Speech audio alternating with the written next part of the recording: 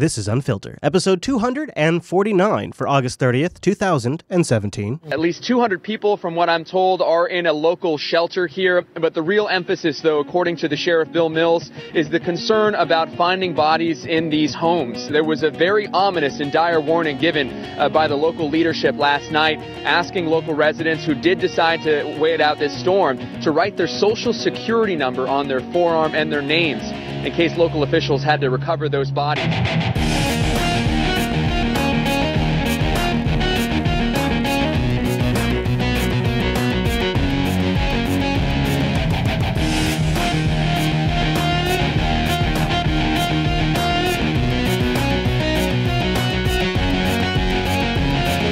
Hello and welcome. Yes, another big week in the world, and we have the show to bring it to you. Welcome to Unfilter, Jupiter Broadcasting's weekly show about the news you shouldn't be watching. I'm Chase. Over there running the board this week is our new intern, Chris. Hey, buddy. Hey, Chris, how you doing? Good. Writing my Twitter handle on my forehead just in case. The tweets get you. Well, it's more like the wildfires here in the Pacific Northwest, not so much the flooding. But we are going to talk about the flooding this week, amongst many things. You mean like, I don't know, a presidential pardon, maybe? We have those things to talk about. Of course, as always on this show, we have a super overpacked overtime. We need like a phrase for that. When you take the overtime and you just like pack it full of stuff. Double overtime? Like a double stuffed overtime. I like double overtime because it's got the double entendre. Mm-hmm. There is something really interesting happening in the Russia investigation. Something that could be massive, and we may actually get a record of it. We'll tell you about that. North Korea just made a huge mistake. We'll give you an update on what's going on there and around the world. And yeah, we're going to talk about Harvey this week. In fact, I don't know if the Unfilter show has ever covered natural disasters. Have we ever done that before? Nothing as major in magnitude as this. So we're going to be talking about that, plus we'll wrap it all up with a high note, and then if you're sticking around for the dessert, like I said, quite the overtime this week. But Mr. Chase. Yes, Mr. Chris. As we always like to do, we do have a little cyber to start out with. buddy. Yeah, a little bit. And you might have heard the news that Trump's cybersecurity team quit this week. And mass resignations have hit the White House yet again. 7 members of the U.S. President Donald Trump's cybersecurity team resigned on Sunday. Members of the National Infrastructure Advisory Council accused the U.S. president of ignoring pressing national security matters. In a group resignation letter, NIAC members quoted specific shortfalls in the administration's approach to cybersecurity and broader concerns that have now undermined the moral infrastructure of the U.S. Oh, man, that sounds bad. Wow. Of course, we were giving that cyber czar a hard time about his phony job numbers last week. That's true. Yeah, so maybe that guy should go, actually. Well, I mean, to be fair, I think what happened was the president heard our show. Yeah, probably. And he's like, you know, Chase, Chris, you guys are right, and that's what happened. That sounds just like him. Yep. That is like real him. news. That is not fake. So there's a story that you've been wanting to talk about in the show, but we haven't had any audio of it until this week. Welcome back to RT America. The Federal Communications Commission has received over 47,000 complaints concerning Chairman Ajit Pai's plan to eliminate net neutrality rules. The FCC has so far refused to release more than 1,000 of the complaints despite a Freedom of Information Act request and is currently facing pressure to follow through. To discuss possible harms that could result from the FCC's proposed changes, we're joined now by Net Neutrality Campaign Director Katie Anderson. Katie. We don't need Katie. Hi, Chase here. Get some more lighting, thanks. Yeah, Katie definitely needs to get some more lighting and maybe a better background, too. Yeah. But this is interesting, this whole there was some complaints, but we don't really feel like we need, you really want to know about all these complaints? No, Chris, we can't release all of them. Cyber attack, Chase. You see, and these logs are very confusing. No. Cyber attack, that's Chase. That's That's a different thing. No, I know, but we just mixed all our logs together, and we had the cyber attack. We had all these requests coming in. We can't parse the spam from legitimate requests, and it's just such a task for us. It would take so long. We just shouldn't even bother. I can see that as an offense. If honestly, couldn't you see that coming back as the? If this doesn't prove that this Ajit Pai guy, by the way, former Verizon lawyer, is not in it for the person and in it for the business, this is it right here. I mean, total, the dead weight, as far as, just dragging your heels, not fulfilling requests that are legal. Can I tell you something? You can. This is a safe space. I've been, since episode 88 of our show. That's a long time. I know. but that's like we've been talking about net neutrality for a long time. Yes, but we haven't had to really speak about it for a while. No, but I've never stopped thinking about it. Yeah. And something affecting you, buddy. Yeah, I mean, it would directly affect Jupiter Broadcasting. And at first, I was 100% for some sort of net neutrality regulation on the wired networks. We've already lost the battle on the wireless, but I was all for wired. And then I thought about it more, and I thought, well, shit, I don't really want the FCC regulating me saying shit. Yeah. And I don't really want the FCC involved in setting policy, and I don't want stagnation and innovation. So you rather have Comcast regulate you? No. See that, and so then, but then as time has gone on, what's happened is Twitter and Facebook now censor fake news. Yeah. YouTube now censors even my TechSnap program. Yeah. They even censored TechSnap. Well, to be fair, I mean, it is pretty controversial. Yeah, I mean, they might be talking about news. And so these independent private platforms that now represent the monopolies of the internet, these information silos on the internet, are already policing speech more so than the FCC would. Yeah. Because at least the FCC would be directly regulated by the Constitution. So here is... So now I'm more pro net neutrality again. Right. Long story short. Yeah. I've come back around again. Yeah, and that's where I am, and I am too, because we're gonna end up with censorship either way. Right. And I will say this though, some of the best watchdogs are people like the EFF, for example, and I know some people like the crap on them, but honestly, thanks to the organizations like them, and actually smart communities like Jupiter Broadcasting, people keep a very close eye on this tech stuff because that's their livelihood, that's their lifeblood, everything that they do. So they'll know, like for example, with Verizon, when they were testing, throttling down video, for example, and they didn't now tell they've anybody. rolled it out now as a main thing. Exactly. Yeah, they announced that last week. Well, it's one of those. That's the prime example where people are keeping a very close eye on these ISPs. We are finding out when they're testing, quote unquote. Oh yeah, but that doesn't stop them. Like we caught them, and then they just announced it next week as an official thing. I think what is going to happen is you're seeing it happen in. Tends to be more liberal states, democratic states like California, for example, where they've introduced a bill in their assembly that would, for example, have higher than, basically cementing some of the privacy protections, for example, like these ISPs couldn't charge extra to keep your data private. It would be an opt-in situation where you would have to opt in to give your data. So these are the things. I think in full reflection, the positives outweigh the negatives. Right. And I think these are the things where it's just a little common sense. And obviously the ISPs, which happen to be media companies now like AT&T, Xfinity, Comcast, they're trying to protect their traditional models, putting artificial caps on data because they don't want you to go to that site. But that being said, now you have them doing their own online bundles as well. And mark my words, you don't even have to do a red book. Once if this happens and it holds up in court, you're going to see Xfinity, you're going to see AT&T have these online-only bundles that don't count against any kind of bandwidth caps because they're still keeping you in the family, so to speak. I completely agree. Yeah. I completely agree. Nightmare. It's a total nightmare. That's a cyber dystopia there. That's why, if you live in an area where, for example, you have a community that is possibly thinking about doing their own thing, and rolling with their own fiber and trying to start an ISP, and then you have these big, companies come in and say, no, you can't do that. Maybe it'll be like pot. Maybe it'll be not quite the same to the same degree, but maybe it'll be like cannabis sales. Right. Like the municipalities that invest in fiber internet could see huge gains in small business and revenue from small business taxes, and so it quickly pays for the investment in fiber. So more and more places do it. It's scary because it's what used to be open and felt open is becoming more restrictive and controlled.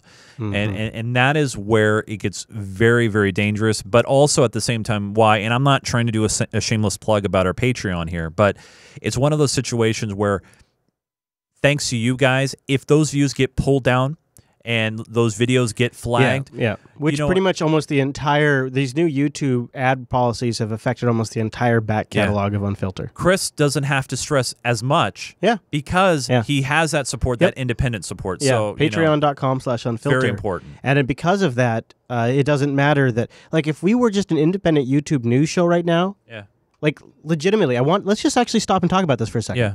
So just so we all are clear, if this was a YouTube news show, we would be dead right now. Oh, yeah. They just demonetized our entire back catalog of Unfilter. So with the exception of a handful of videos, this show would be over right now if it wasn't for our patrons. And you know, like that, I mean, we really should mention that. That's a big deal. And I want to be clear. Let me be clear. It's not just about, say, a YouTube or a Google that maybe doesn't like what we're saying. And, you know, obviously they have so many videos, or, you know, the calculations of videos being uploaded per second. There's no way that there could be a manual flag. That being said, there are people out there who listen to our show or just love to shit on our show because we are just telling it like it is. And then what they do is they'll generate flag a bot or something. Yeah. They'll generate a bot. Yeah. They'll have all their friends go and flag videos. They have and then they get them pull them down. There's a new YouTube Heroes program too, where you can flag if somebody uses the F word or something like that. You can flag a video, and you could become a YouTube hero. Hero. That's what they call it. You know, that reminds me. So it is sometimes now becoming actual humans. Heroes. Yeah, it reminds me of hall monitors. But I wanted to say, it's thanks to our patrons that we're still publishing the show. And the reason why we publish to YouTube, even though I'm absolutely up for alternative platforms, is because that's where people are searching. That's where there's an audience. And so we're able to reach people that wouldn't normally see the show. And that's, you know, and so thank God we don't have to try to make money off that shit show of a platform. It's a dumpster fire over there. Yep. Speaking of dumpster fires, Chase's good buddy, my friend, Adam Schiff. Schiff. A lot of this investigation was kicked off because actually, he's your best friend. Oh yeah, that's right. Yeah, he's your best friend. Yeah, we telegram. A lot of Adam Schiff's crusade against Trump and the Russia investigation is inspired by this dossier. This steely dossier that was paid for by Fusion GPS. He was hired opposition research by the Bush campaign early on, and then after Bush realized that he was a loser, the Clinton campaign started paying them, and the more he wrote, the more he got paid. Then we got the dossier. This dossier says that Trump hired hookers to piss on a bed that the Obamas stayed in, says that the Kremlin has dirt on Trump, really just lays it all out there and basically makes Donald Trump the Kremlin candidate. And so somehow this winds up in the hands of John McCain. John McCain takes it to the FBI. The FBI uses this as justification in the FISA court to start monitoring Trump campaign associates. This is how names like Paul Manafort and General Michael Flynn's name. Yep. I remembered it this time. Yeah. I was gonna ask you for what it was, but I actually remembered it. Michael Flynn. Yeah. Michael Flynn's name all got unmasked. This is how this process came to be, and so there are some that are suggesting perhaps it would be worth looking into this dossier a bit and holding a few investigations about that. And the problem is that sort of makes Adam Schiff's entire investigation fall apart. I want to ask you about the so-called dossier. Glenn Simpson, the former Wall Street Journal investigative reporter who's now the head of Fusion GPS, testified for 10 hours before the Judiciary Committee behind closed doors on Tuesday. It's interesting because when it's something that really matters, they do it behind closed doors every damn time. Because then they can say stuff where they don't have to like take some sort of executive privilege or some sort of national security reasons. They can say stuff that's off of the public cameras. And it was his firm who hired the very well-regarded British intelligence officer, Christopher Steele, to do that dossier. That's her opinion. Now, Senator Grassley has told a town meeting in Iowa that he's looking into holding a public hearing, but doesn't have an inherent objection to releasing the transcript of that. Simpson and his attorney say that it's up to the committee to release the transcript. Where do we stand on the investigation into finding out whether the really troubling it's getting a little awkward here. It's just getting a little awkward. The troubling contents of that so-called dossier may be true? Well, you know, there's been, I think, an effort by some to discredit the firm Fusion GPS or discredit Mr. Steele. And as you say, Mr. Steele has a very good reputation, is reportedly a former... seriously, Google search this guy's name. Like, he's a former spy, and then after he was no longer a spy, he left for some reason, and he went and became a opposition research guy for hire. Like, how does that give you a great rep?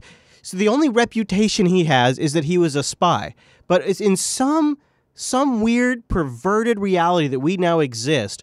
Being a spy gives you credibility, even though a fundamental fact of being a spy is being a liar and a deceiver and hiding information from people for a greater good. Like, that's the whole idea of a spy. But in the left MSNBC perspective, and I never say this, but let's be real here.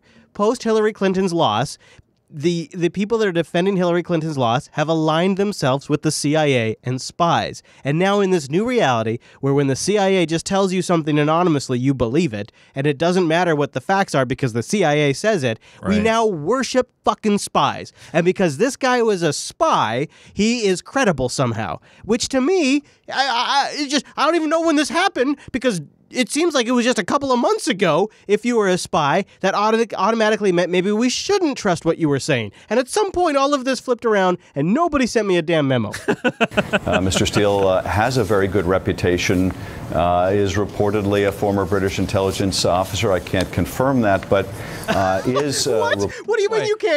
Why did you just say it? She didn't say it. You just said it, and then you said, he is such a thumb, dude. Intelligence officer. I can't confirm that, but is reported to be very well regarded. And I think the key thing from... Reported. That's politician for saying in the media they consider him well regarded. Is reported to be very well regarded. And I think the key thing from an investigative point of view is not trying to impeach the people who produced the report. Impeach is an interesting word they just threw out there. Yeah. Commission the report, but rather find out whether the facts are true in the report. And when you look at just what has become public, some of the public information is very much in line with what is reported in that dossier. And well, if the unsourced reports in the media confirm it, it must be true. I'll give you one example that really strikes me, and that is the dossier talks about sources within the Kremlin reporting that they have three goals. They want to find out what support friendly U.S. persons would want. They want to gather relevant intelligence, and then they want to disseminate compromising information. No way. Russia would want to do that? What? No. Shut up. So while that looks a little more shoddy, that is looking weaker and weaker. There are aspects of the Russia investigation that look a little stronger. Breaking news, a CNN exclusive. A revealing email from a top aide to President Trump under new scrutiny tonight by congressional investigators. The email detailed an effort to arrange a meeting between top Trump officials and Russian President Vladimir Putin. Oh, there it is. You knew it was going to be big, too, because he's shouting. Like, he's excited about this. Breaking news. This is us. I'm in for Aaron. Back to you. I love chicken, and this is very exciting. Between top Trump officials and Russian President Vladimir Putin during the campaign. Multiple sources say that the email was sent from Rick Dearborn, who is now Trump's deputy chief of staff. CNN has learned that the email was sent around the time of the June 2016 Trump Tower meeting between Donald Trump Jr., Jared Kushner, and then campaign chairman Paul Manafort, and Russians offering damaging information on Hillary Clinton. Dearborn was a top campaign aide at the time. Manu Raju and our team broke this story, and he is with us out front tonight. So, Manu, what details are you learning about this email?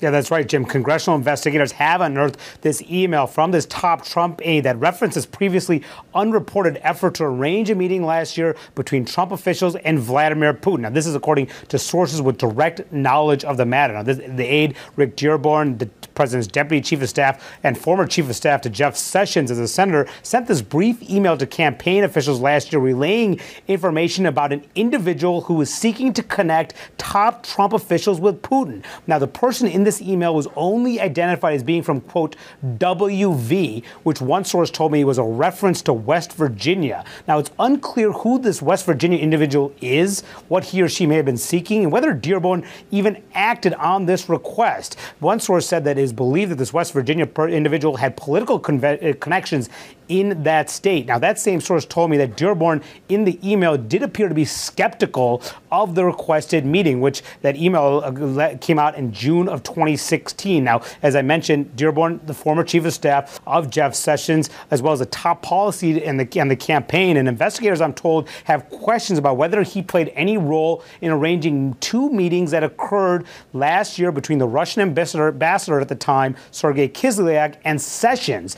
Dearborn was also involved in helping arrange a 2016 event at the Mayflower Hotel, where Trump delivered a major foreign policy address, and where there was may have been an encounter between Sessions and Kislyak. Questions about that as well. Now, Dearborn, Jim, did not respond to multiple inquiries seeking comment. White House Press Secretary Sarah Huckabee Sanders declined to comment, but she would not respond to a number of emails that I had about the basics of exactly what this email was about. Dude's getting frustrated, man. He sent some emails. He's not getting any answers.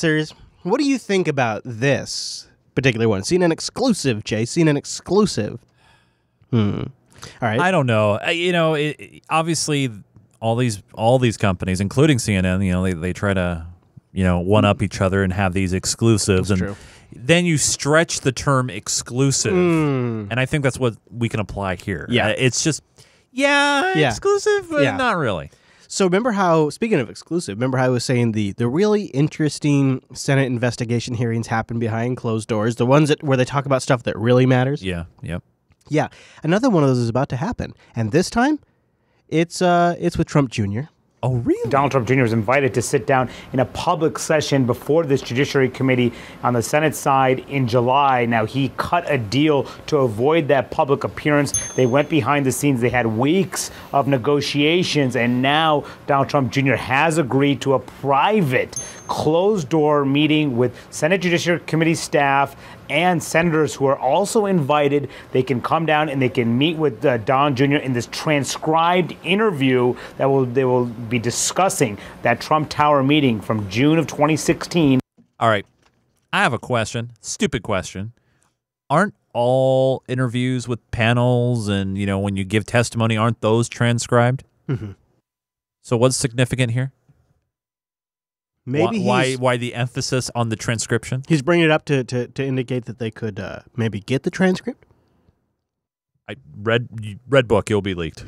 It has to be. I mean, why else would you be mentioning that it's going to be transcribed? Yeah. In which Trump Jr., of course, as he said, was promised dirt from the Russians on the Clinton campaign. Jared Kushner, Paul Manafort also attended that meeting. This will be the first time that he does sit down with anyone from Capitol Hill. He had said publicly in the aftermath of the revelations, Don Jr. said publicly he'd be willing to testify under oath before Congress, but once he was invited by this committee to talk in public, instead he wanted to go behind the scenes, behind closed doors. It's uncertain, Brooke, if he will, in fact. Well, could you imagine? The only thing that would get less media attention is if Donald Trump, or the only thing that would get more, I should say, is if Donald Trump himself sat down in a public hearing. Well, if Donnie Jr. here sat down at a public hearing in this, it would be primetime television. It would be every network would be carrying it live. Every network. Who did they do that for recently? Oh gosh. Oh yeah, Comey. Comey, yeah. Yeah, and if they're going to do it for Comey, they would do it for the Prince. Oh, and Sessions too. For the Prince of the United States? The Prince. Meanwhile, before we get to the flooding, there is some other really big stuff going on right now, and North Korea really just stepped in it. I thought we were good, dude. I thought we had a good understanding. I thought they calmed down. I think things were fine. Yeah, and then they went and did this. I said, well, you know what it was, though. Sometimes I said do this, and then I hit the thing, Chase, but I hit the thing and nothing happened. Well, what happened was things calmed down. Then Donald talked about Afghanistan, and then North Korea got jealous. And then they did this. There we go. Nice.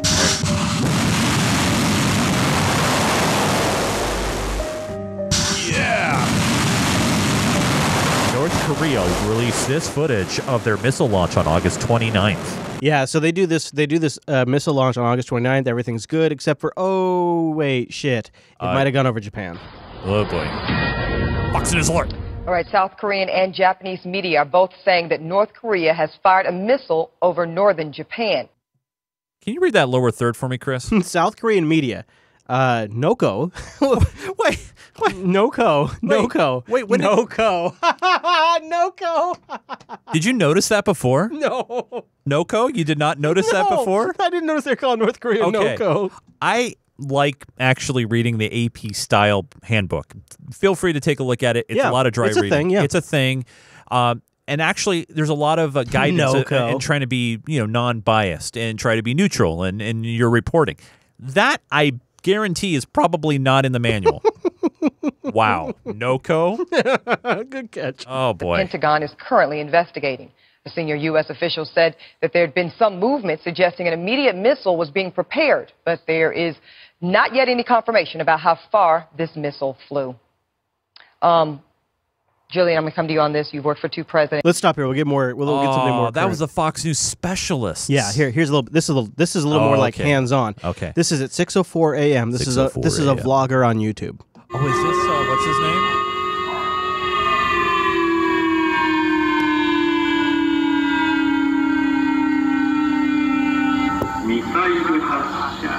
Missile launched. A North Korean missile has been detected. Take cover in a reinforced building.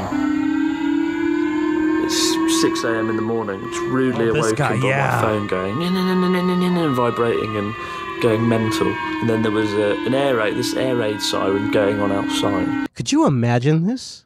I would have a mild squirt in my pants. Yeah, I can totally understand that. I mean, honestly, I would. Yeah, absolutely. It's President Trump's stern warning to North Korea, quote, all options are on the table. This comes on the heels of North Korea's ballistic missile launch over Japan, and it's the fourth missile fired in just 4 days. And the U.S. ambassador to the UN, Nikki Haley, says enough is enough. That's it. No country should have missiles flying over them like those 130 million people in Japan. It's unacceptable. They have violated every single UN Security Council resolution that we've had. And so I think something serious has to happen. Will you be proposing new sanctions today? I think we have a lot to talk about today. And so with all of our partners, what we hope is that China and Russia continues to work with us like they have in the past on North Korea. But I think enough is enough. There you go. Talking tough. Enough is enough. The UN's going to throw some sanctions. In other words, tough guy displays of power are coming, and we got to get ready. US defense giants Lockheed Martin and Raytheon, we here are seeing a huge surge in sales. They've both been awarded $900 million contracts by the Pentagon. This comes as US-North Korea nuclear tension continues to simmer. Next, then Samira Khan takes... So we're spending all this money. Their stocks are going up. We're going to do some tough guy demonstrations. That's what's coming next with North Korea. That's my red book. We're not going to go to war, but we're going to have some tough guy demos. Unless they want to fire off another missile that blows the wrong way. Your buddy... My good friend. Clapper, who's now a... Never mind. Jimmy Clapper? I can't even go there. But the former DNI director says that he thinks it was an accident. That it was just... They didn't intend for it to go that way. Oh. Yeah. What a hell of an accident. Anyways, more in the overtime about that. But I do want to talk about Harvey. Hurricane Harvey. There's so many ways for this show to cover something like this. I want to start with a little historical perspective. And I was going to go grab this clip and then Rachel Maddow. Ah, Rachel. She managed to actually kind of put it all very concisely. So here's her take on it. And we go back now to 1935 to get a little historical perspective on what it's like around that area. Okay, this was remarkably, this is an incredible time to have footage like this, but this is real footage from 1935. Look at this. The streets of Houston, Texas, the whole city turned into a maelstrom of flood. People clinging to roofs and awnings. Wow. 100 residential blocks and 12 business streets inundated. Raging floodwaters 12 feet deep. Suburbs like an inland sea. Clinging for life to a tree. Life-saving by lifeboat. Castaways on rooftops. Like a rescue at sea. People taken out of windows. 100,000 acres flooded. 2 million in damage. A score of lives lost. In the heart of Houston, guests in a hotel are marooned without food for 40 hours. A cable is rigged between electric light poles, an aerial line to carry supplies. Wow. All this was caused by a tremendous downpour, 15 inches of rain. Buffalo Bayou runs through the heart of Houston. It rose 7 inches an hour. And when the bayou does that, Houston is in for a flood. This one, the worst and wildest Houston has ever had. That was 1935 in Houston, Texas. And as you heard the announcer say there, all that was caused by 15 inches of rain. What Houston tonight is coping with is more like 50 inches of rain. As of today, this storm in Houston has produced the single largest rainfall amount from a single storm that has ever been recorded in the continental United States. When Texas broke that record today, it surpassed the previous record, which had stood since 1978. Let's pause here. You can see where there is a history of just incredible storms in this area. Absolutely. 78, 50, 79, 2001, all just monstrous storms. Which was also a storm that hit Texas. Texas has a history, a geographic destiny to be the target of major tropical storms in this country that can be incredibly damaging and that in particular can cause huge flooding. A geographic destiny. That's accurate. It is very accurate. I mean, if you look at the Gulf of Mexico and you look how storms manifest and they use the warm water of the Gulf and they hit the coast, and Houston's right on the coast, this is what happens. But after that gigantic flood in Houston in 1935, and actually that one in 35 had followed another catastrophic Houston flood just 6 years earlier in 1929. After it happened twice in 6 years, after 1935, Houston was so fed up that they decided to make a significant change to how that city could cope with these kinds of challenges. In 1938, they passed the Rivers and Harbors Act in Texas. The Rivers and Harbor Act. And that created, among other things, the Harris County Flood Control District.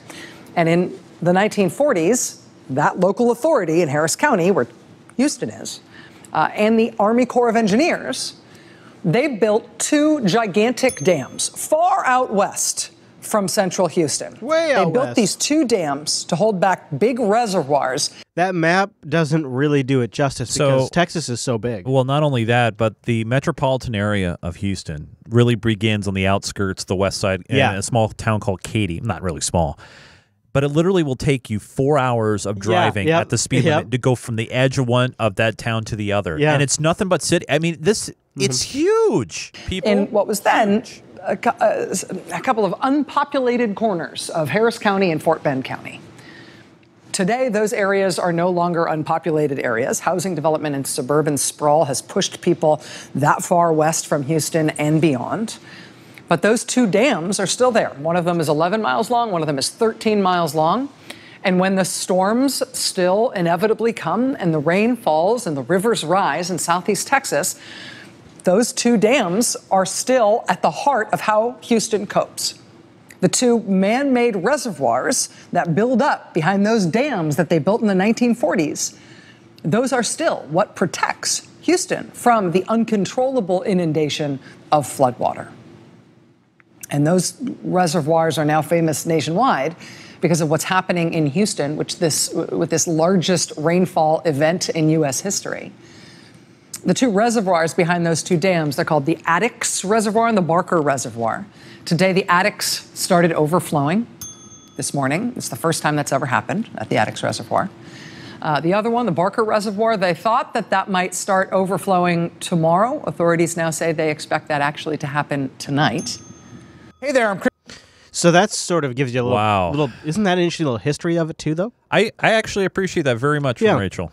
Yeah, I thought that was a good cognizant piece from her. Very good piece. Yeah, and then we have this here. And we're standing along the Addicks Reservoir, this area being compared to one of the Great Lakes. And I'll just let the pictures speak for themselves. It's really just horrifying to be standing here, this body of water.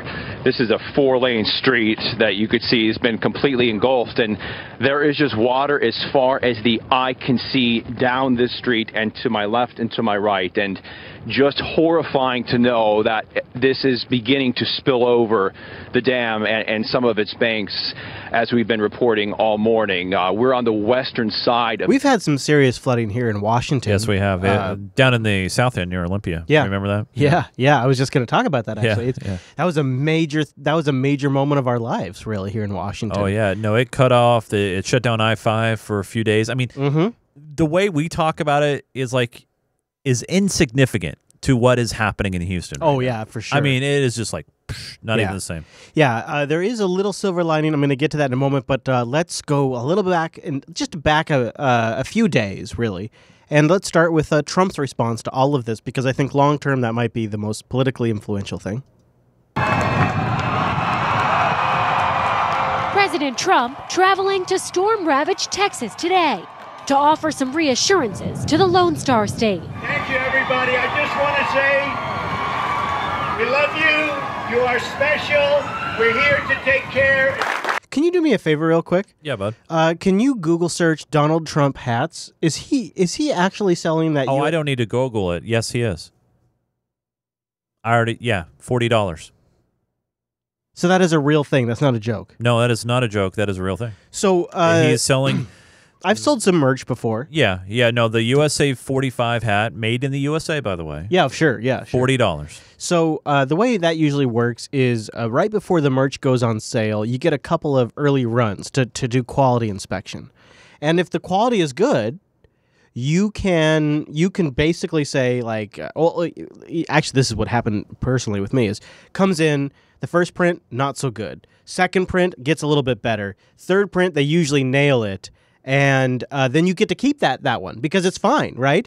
And so I think that's probably what Trump did. He gets shipped the hat. He knows he's going to be down there. He knows the cameras are on him because of this entire thing. He's very rating savvy. And he's wearing the new swag as an advertising and this is from his official DonaldJTrump.com proceeds, go to his how else do I interpret this? But this appears to me as, and don't say it's not advertising. No. It's he intentionally is wearing this hat. So he's wearing this hat intentionally. I don't know if you have a video of this or not. No, I have no clips I on mean, this. what I'm about to say. Him and Melania, his wife, First Lady, they come down the ladder from Air Force One, not ladder, staircase. And she's wearing a FLOTUS hat. I don't know if you knew that. Yeah, well, I did notice the new FLOTUS hat. I asked myself, I'm like, is the FLOTUS hat for sale? I don't know. I don't check. Can you check? Because I saw the FLOTUS hat too. I like the FLOTUS hat. I've never noticed. I've never seen a FLOTUS hat. A lot before. of Make America Great Again. Yeah, no FLOTUS hat. They should sell that. I'd get that. I'd get that for the lady. I'm not saying it negatively or positively, but I felt weird by. I've seen presidents wear hats before, so that doesn't really bother me too much. I mean, Bush has done it, Obama's done it, they've all done it, especially when they get in the chopper and they fly over the disaster area. You always see that. It's a casual look. But seeing the First Lady wear a FLOTUS hat, kind of like, I felt weird about that. Oh, geez. I just did. Let's get real for a second. Let's get real. Have you ever come across, and I know for you it's a little bit of a different situation, but have you ever come across like memorabilia from your grandparents? Yeah, like newspaper clippings or yeah. Like my grandpa had a whole bunch of shit about Bush Sr. Whole bunch of stuff about Bush Sr. Just some really funny stuff from like newspaper clippings and political cartoons. They're really just like a snapshot of time. Oh yeah. And so part of me wonders, like, should I be buying some of these? Not because I want to wear them, but because we will get to a point as a society where we will look back and we will all have a good collective laugh that our president was selling fucking baseball caps.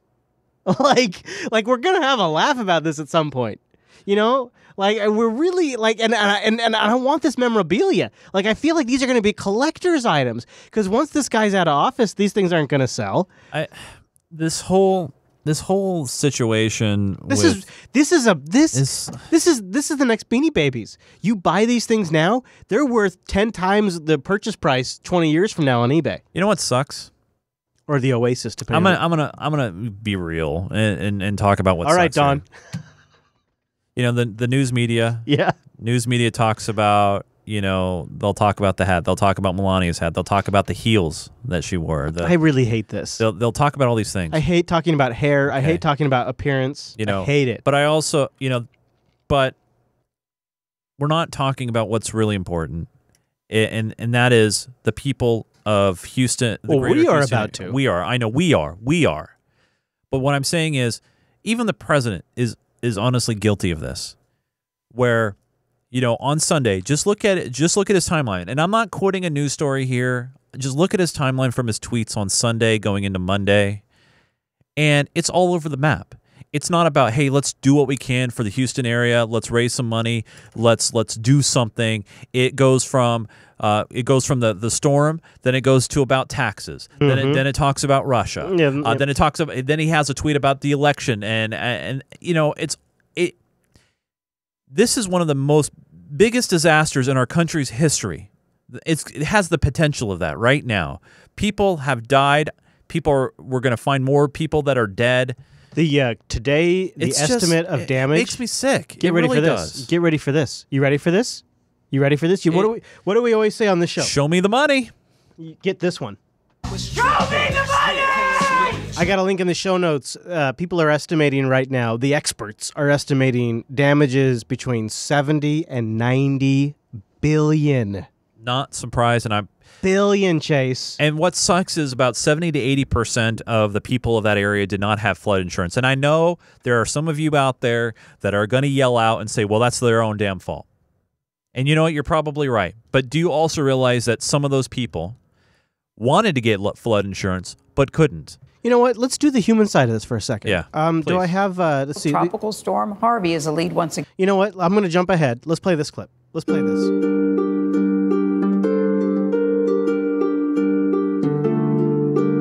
I learned about the hurricane since last week, but I wasn't aware that it was going to be this big. I found out that it was going to be life-threatening was this morning when it went to Category 3. My friends, they've been telling me to move out, but... You know, it's really easy to say, well, these stupid sons of bitches should have gotten the hell out of Dodge when they heard about the hurricane. It's very, very hard. But you know what? If that was happening here, I would be stuck. My business is here. My kids are here. My home is here. Yeah. I live paycheck to paycheck. Like, I can't not... I would be stuck. I would be these people. It's a weird thing when you see a storm on a map, on a satellite map, heading towards you, and you're hoping that it's not going to hit you, but it's going to hit somebody. You know, it's going to impact somebody's life. That's a weird thought. It is a weird thought, isn't it? Like, I hope it doesn't hit us, but it's going to hit somebody. Yeah, but yeah, exactly. By saying I hope it doesn't hit us means somebody else has to get hit. Yeah. I know it's move deep. out, I know. But I'm old. I'm stubborn. I didn't want to listen to them. I believe it's not too late to live to get away from here, but I'm just going to write it out. So there was a mandatory evacuation order where he lives, but he chooses to stay in his home in Victoria, Texas, as Harvey's getting closer.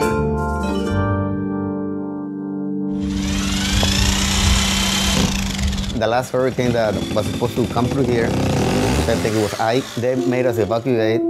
Could you imagine a situation that is so dire coming your way that you're willing to drill holes in the side of your house to board it up with really tacky-looking pieces of wood?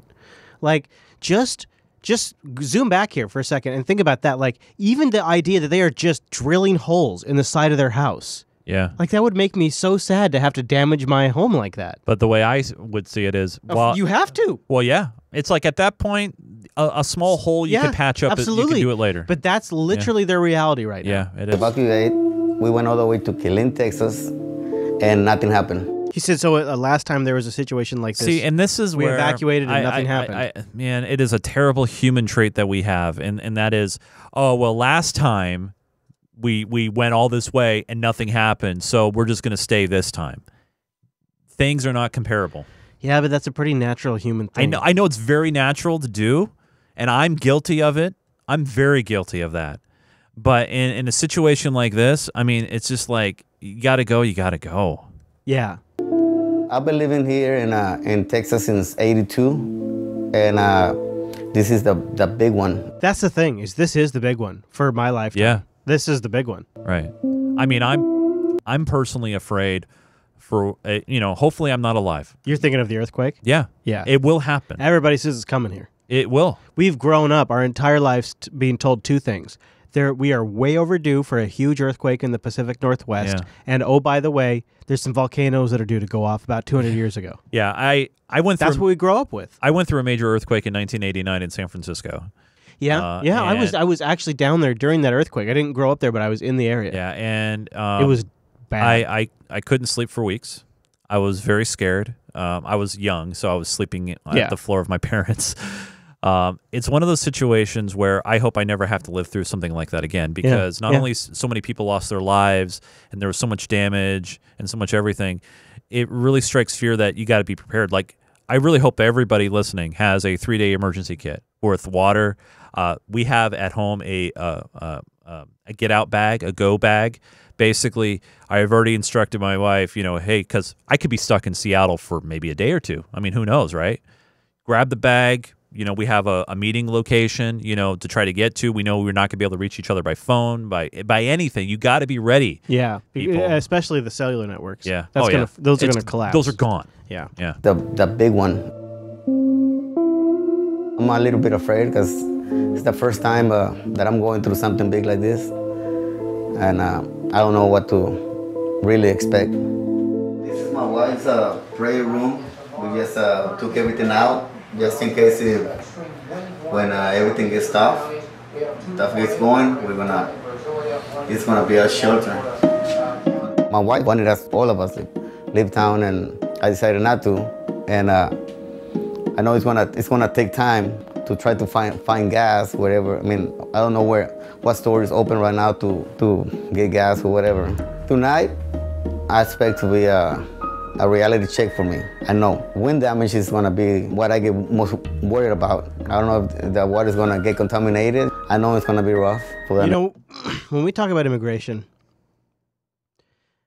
the story that this guy, their living situation is so tight that this is their best option to basically live in an apocalypse.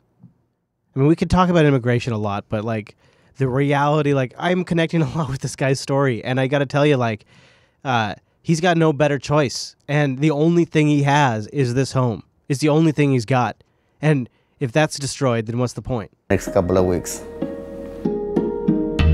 Mexicans say there's no hay feria, meaning that there's no money, no funds to just pick up and live like that. It's a reality. I mean, as far as my house, there's no feria right now. I mean, we live paycheck by paycheck. We don't have the luxury of just getting up and vámonos. No, again.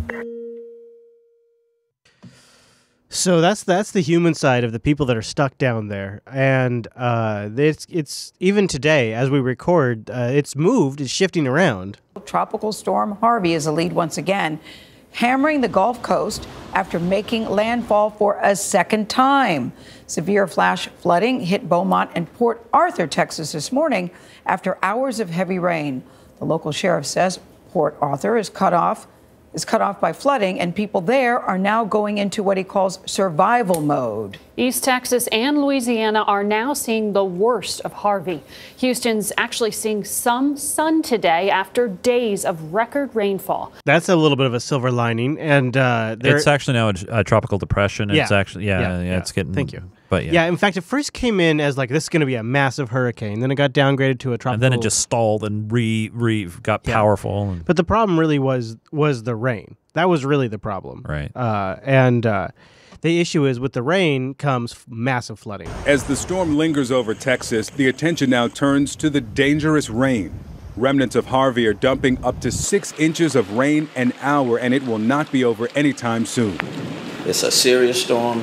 It's going to last 4 or 5 days, and quite frankly, this is day one. The National Weather Service has issued a flash flood emergency for catastrophic, life-threatening flooding for portions of Brazoria, Fort Bend, and Harris counties, including the city of Houston.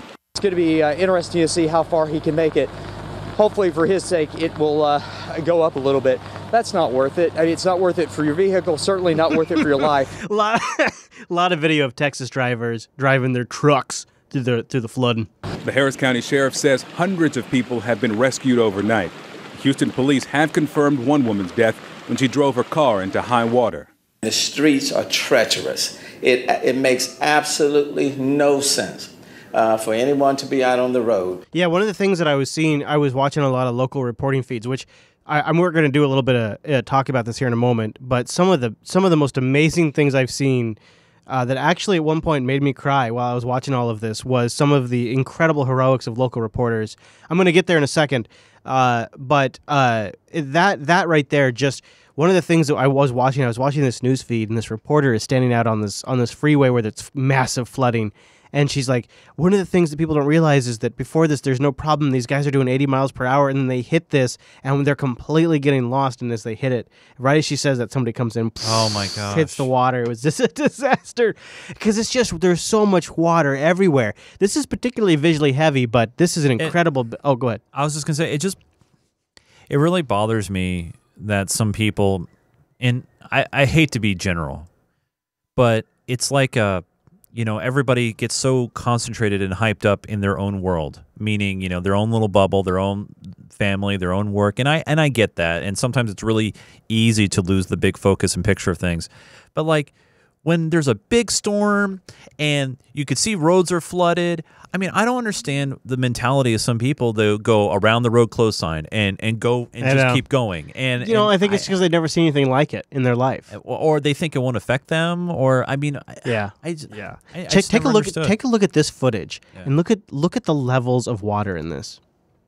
This is one of those subdivisions just off of Interstate 45 that has been here in the town of Dickinson that has been flooded out. How would you describe this scene to the audio audience? Like it looks like a lake. Chest level? It looks like a lake, and there's a house popping out. By the floodwaters that so much came in water overnight, and this is an area where we've seen boats crisscrossing, and the images here that you're seeing speak for themselves. Is just how devastating the floodwaters. And this is an area where people went to bed last night thinking it's as tall as a street sign. Incredible, and the sign on top of that's about 7-8 feet tall. Yeah.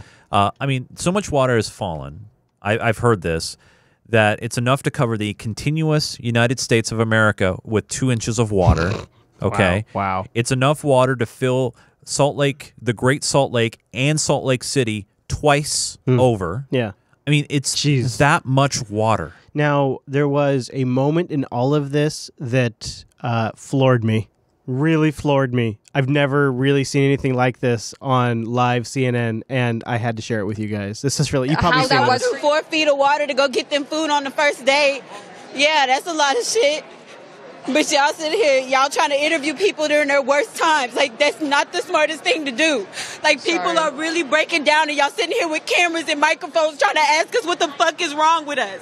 I'm so and sorry, you really trying to understand with the microphone still in my face, with me shivering cold, with my kids wet, and you still putting a microphone in my face. Sorry. Rosa Flores, it sounds like... How that... I mean, so that was a bad moment, but the media did have good moments, too. There was this moment, of course. Welcome back. You're watching CNN. I'm Brooke Baldwin here, talking all about Texas in moments like these with the unprecedented flooding we're seeing there. Of course, Brooke Baldwin sitting in her comfy Georgia studio, and she has to hype this up to no degree. It's so obnoxious because when it comes to real heroes, the local news reporters are really doing some remarkable stuff. I'm going to play it for you in a moment. And of course, the CNN guy's got the camera rolling, and he does do something remarkable, but listen to Brooke just milking this. It's not just about capturing the stories and images, but also about just rolling up your sleeves and helping your neighbor when needed. She says in her perfect white outfit, her studio-done hair and makeup, with the air conditioner running in the background. While navigating through a flooded neighborhood in Dickinson, Texas, this is just outside of Houston, one of our CNN crews heard a voice. Heard this cry for help, and that is when CNN's Ed Lavandera and his producer Jason Morris actually swooped in to help rescue this elderly couple from their flooded home. The raw, stunning moment played out live on air. We were about to leave this neighborhood. There was a woman who had kind of flagged us down that her and her 2 elderly parents were still stuck inside the home. So I'm going to put the mic down. We're going to help them try to get back into the boat so we can get them out of here. So I'm going to put the microphone down while we help them get into the boat. You got it.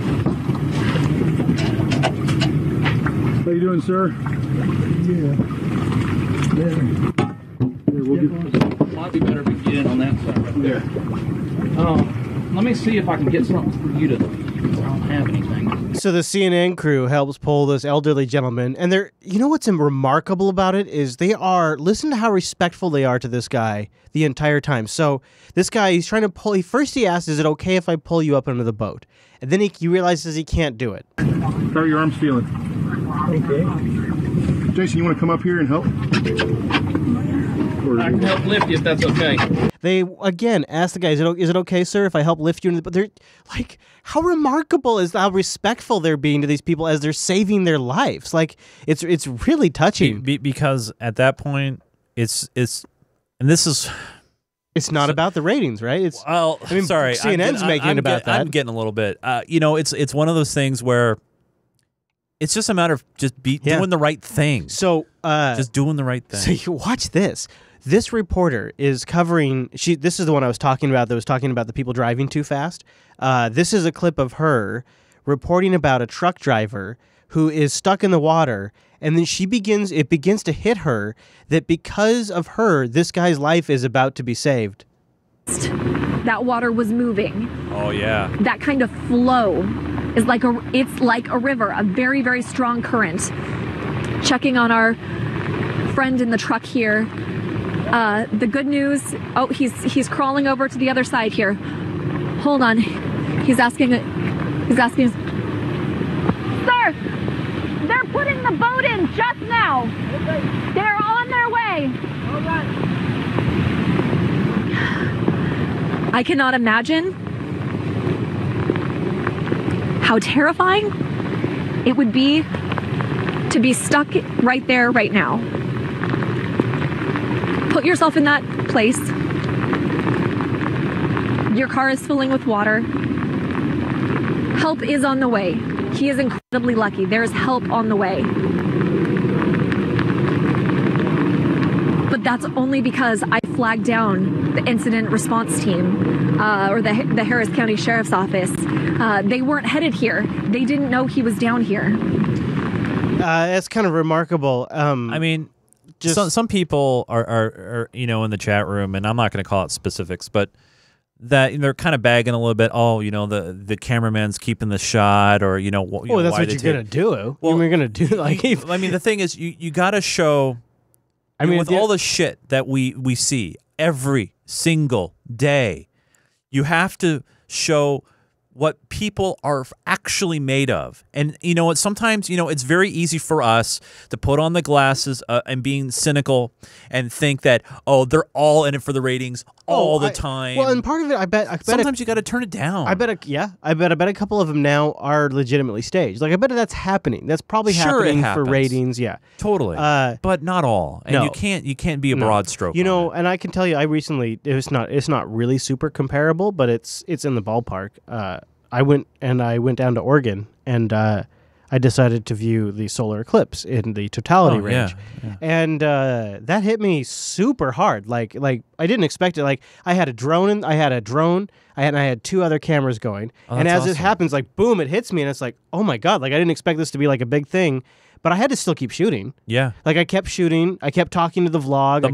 I kept flying my drone. But like at the same time, I'm like, holy fuck, I'm having like a spiritual goddamn moment right now. Jesus. And then like it passes, but I keep working because the whole reason I'm there is to capture the moment. And I'm not gonna blow it because I'm having some sort of psychological breakdown because all of a sudden I've just seen the entire fucking heavens laid out in front of me. I'm gonna keep capturing it. So it is possible to capture a guy getting pulled down in a river and also still have compassion for the situation. Trust me. And we have now some incredible footage out of Houston from our affiliate KHOU that shows crews rescuing a semi-driver out of the cab of his truck stuck in floodwaters. Let's take a look at that. For the Harris County Sheriff's Office now approaching this semi that has been stalled here, headed east or headed westbound in the eastbound lanes. In some way, the semi-truck driver is actually better off. Because that damn semi is so heavy and there's so many tires on it. It's not going to be pushed over. It's moving around. Yeah. Right. I'm going to show you footage in a moment of what happens when they're in cars. But the boat comes along, the sheriff's hoverboat comes along. They pull this guy out. Imagine the level of fear he has here. But these incredible kudos to these two sheriff's deputies who are risking themselves on this boat in very deep water to pull this driver to safety. We want to thank all first responders. Media superheroes here with capes. But actually, seriously, check this out. Like, this is a real moment here. So this is a CNN guy. He looks behind him. The camera guy pans over and look at that. Look how screwed that truck looks right there. Like, watch this. Look at this. Get out, dude. I think, did he drive right into it? Yeah, he drove right into it. A power cord? The guy rolls down his window. He grabs it. He's asking for extension cable to use as a rope. Look at that truck, dude. It's just getting blown down. I know. Got a rope? It's buoyant. Yeah, exactly. It floats. Not that long. Now, so first of all, it's a production camera, so it's in a fixed thing, so they have to undo that. But so they undo it here a second. They move over. Of course, there's a goddamn sign in the way. Doesn't that go figure? They weren't ready for the shot. All right, buddy. Well, no, you're not ready to jump into action. No. Go backwards. So look at that. They're using their power cords. They pull the guy out of the cab. No, ma'am. No, ma'am. We got a car in a ditch. We just pulled a fellow out. She's calling 911. Lord have mercy. Whew. Are you all right now, buddy? Yeah. All right, take your breath, and we're going to pick you up. We're going to get you off of this bank. Okay? Wait, just a second. We're going to get you off of this bank. The guy's truck's just floating by in the background. We just literally rescued this guy out. You can see his car, John. I don't know. And by the way, I'm willing to give this guy working benefit of the on doubt. Maybe he didn't see the flooded road up ahead of him. You know, he was. It appeared looked like a road, didn't it? Look at this. Yeah. Looked just like a road, and his truck just went in, and it's now going clear down water. that ravine. Yeah. And we just pulled him out of the ravine. It happens within seconds. This is why it's so dangerous right now to be out. The guy pulls out of the intersection. Next thing you know, he's going down the road. Yeah. Into the dry. And that's a local reporter for CNN. Well, hey, I want to thank these guys for saving my life. Thank you. Where are you from, buddy? Winnie, Texas. Winnie, Texas. So you Yeah. guys have been hit pretty hard in Winnie, Texas. Yeah. What's your name? Jerry Summerall. Jerry, somebody needs to come and get you. I'm staying at the motel right up here. Oh, buddy. Yeah. Okay. Oh, so, of course, here's now the most recent stuff is, of course, Port Arthur. It is a calamity. We are witnessing people being rescued from their homes in bare feet, shivering, some people without clothes. You're going to be able to see some people that are shirtless, some people in their pajamas. You're going to be able to see, the guy says, which is kind of a pervy way. He could have said it differently. You're going to, hold on, let's go back. You're going to be able to see. You're going to see everything. Come on, man. Use better words. Be able to see some people. Yeah, there it is right there. Hold on. Let's go back. Hold on. You're going to be able to see some people that are shirtless. Why does he got to say it like that? Come on, man. Why does he say it like that? Really? Oh, man. I mean, you can paint a story. People will understand. You don't have to be so descriptive. I mean, come on, man. You know, when it rains like this, it's not like it's just going to dry up in the next couple of days. There's something we haven't seen for 5 days, and that's the sun, and it's allowing the rescue. So this is today. So there's actually some sun in Houston. It's allowing the rescue crews, just like the one I'm with, to really get out there and do their work. The area where we are is north of the Addicks Reservoir, one of the two that was spilling over. Houston flood officials telling us in a press conference yesterday that folks in these areas should expect to be flooded for the next 4 to 5 weeks. The water you see here could... Let that sink in. 4 to 5 weeks. That's October. Yikes. I mean, then you start thinking about normalcy at some point, right? You know, and how people are going to want to rebuild and get back to life.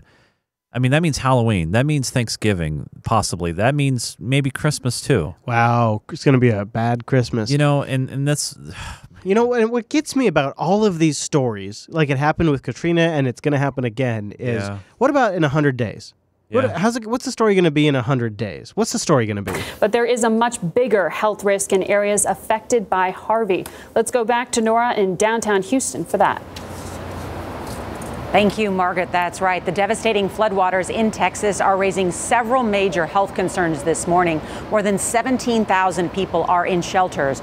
More than 8,000 of them are here in Houston's main convention center. Health hazards in this disaster are mounting both in the short and long term. Dr. David Pearce is the physician director of Houston's. You just get standing water like that, bad things can happen. Part of me part of me daydreams in a way about a version of my life where this is the only thing I do, and I just go do the show from down there until December. Right. And I just tell you what's going on, because I feel like after the next week, the coverage of this is gonna just drop off dramatically.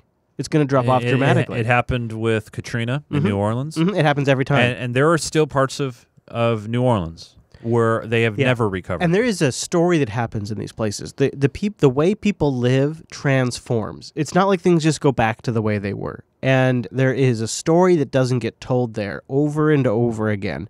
And it's a sad, depressing story, but it's also one that's extremely inspiring.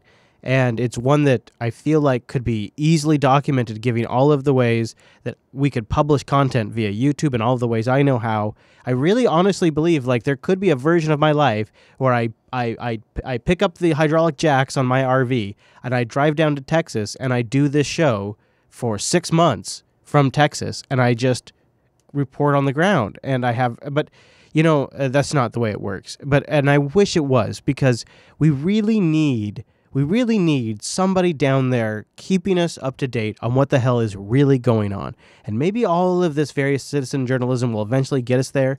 But if you're somebody out in the audience that could be our boots and our eyes and our ears and our reporter on the ground that could maybe even send us clips from time to time of local news or your thoughts, let me know. Go to discord.me/JupiterColony and ping me in the hair care channel and let me know if you could do that. I would really like to talk to you, because I feel like this is a story that's going to go away, and it's just beginning. And the storms aren't necessarily done either. Yeah. Anyways, I would really like to see that aspect of this change. You know, and you know, it's one of those things, guys, that, you know, we're not trying to talk about this to bring you down, you know, and make you feel bad, but really just talk about real life. And, you know, we especially on this show, it's so easy for us to lose hope in people, lose hope in our country, lose hope in the world, you know, especially when you have North Korea maybe possibly accidentally firing missiles. What if they accidentally fire a missile and it hits Seoul? You know, like these kind of major things. But at the end of the day, you know, it's called mutual respect. It's called loving each other and trying to be the best people that we can be. Yeah, and part of what makes it all really like something that you can buy into is the fact that we don't have a sponsor that makes us report in a certain way.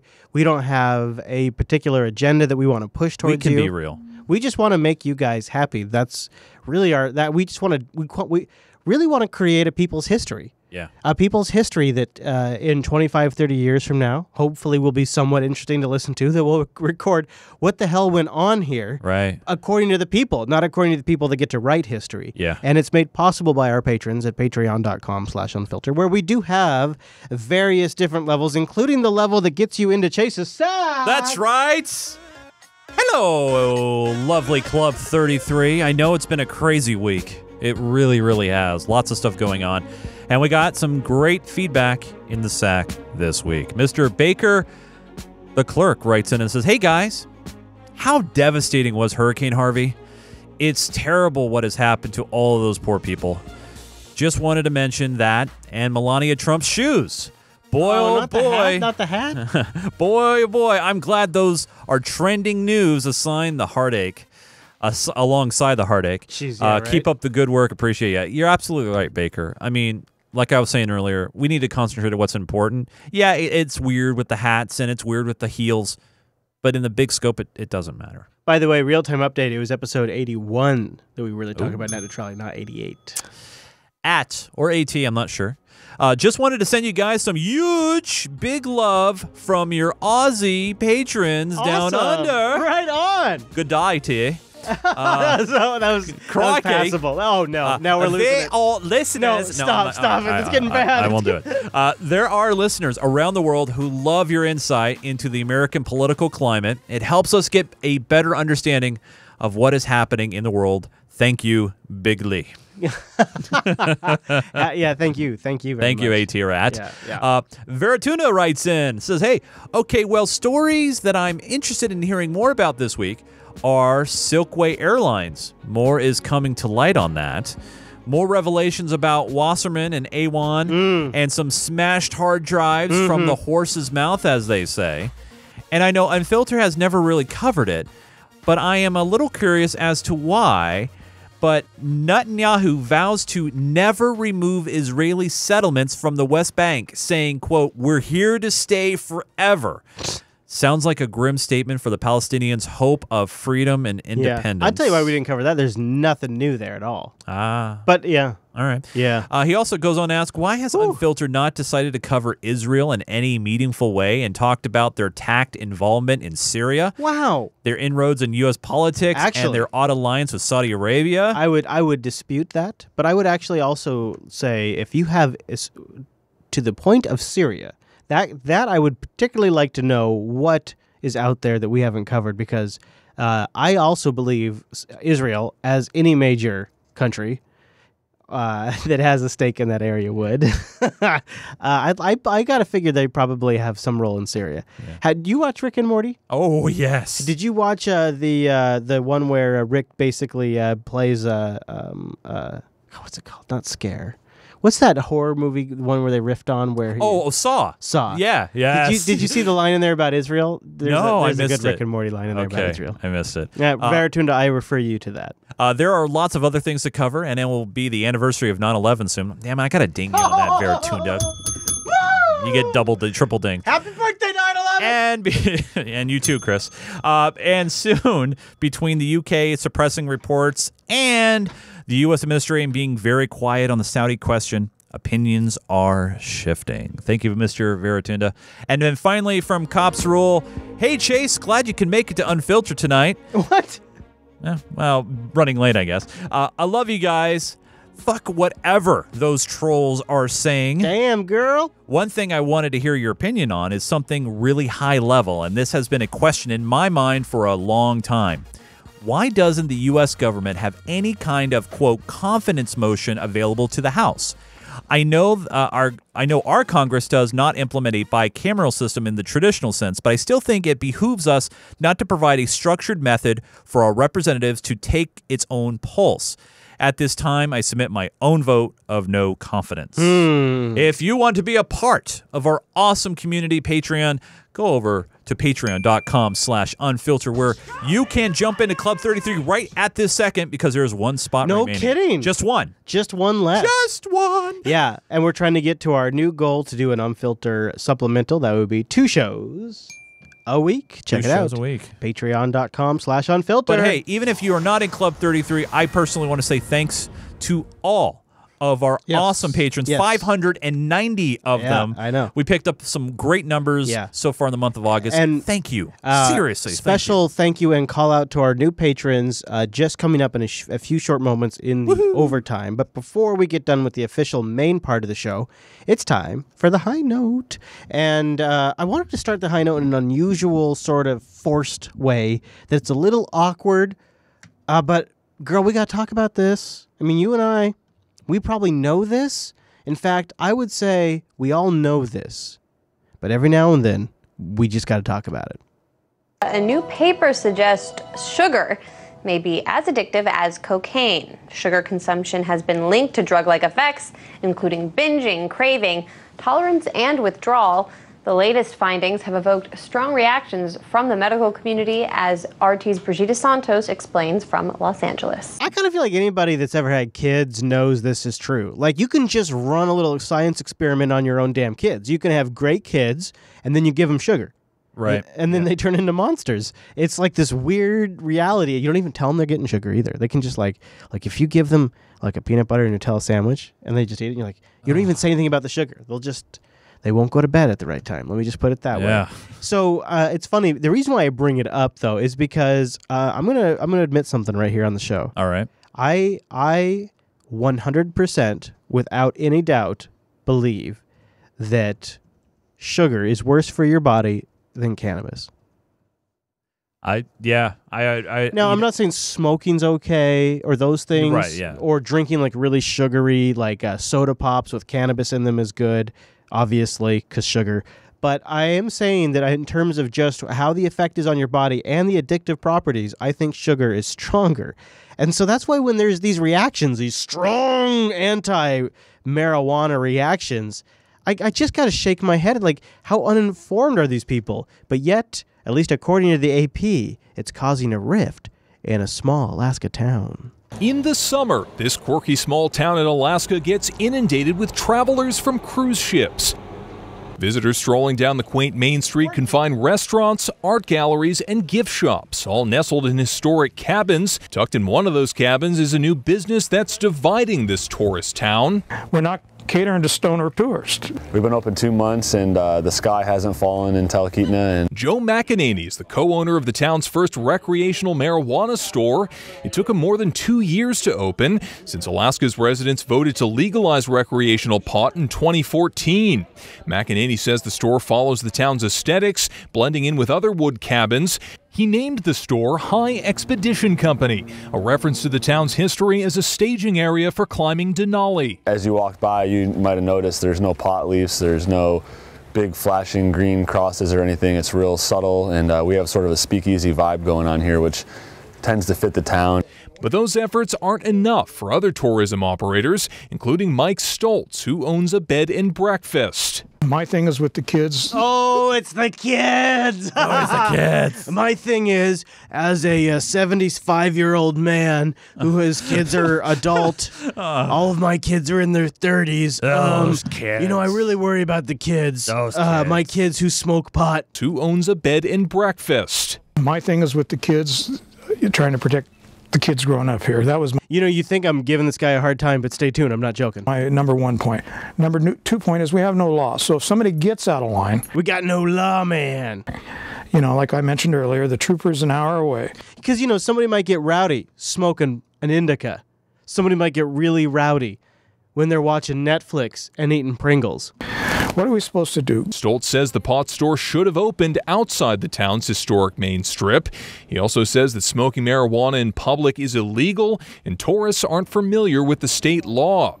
Alaska state troopers say they've issued no citations for public consumption of marijuana in the first few months the store has been open. I.e., there's been no actual law enforcement issue with this problem. It's not a problem as far as law enforcement's concerned. But the rift isn't just among business owners. Christy Stoltz stands on the opposite side of her father. Yeah, his own kid. And supports the marijuana store. I'd be really surprised if people all of a sudden would judge the whole town because there's a marijuana shop. I think that, change, nobody likes change, so I think that's a big thing. My dad's an old codger. He's also a racist. One store causing a big ripple as the expansion of a legal marijuana industry spreads to the country's northernmost state. Robert Bumstead, Associated Press. Did you see those badass jars, by the way? Those are pretty epic. So they have these plungers, which means that right?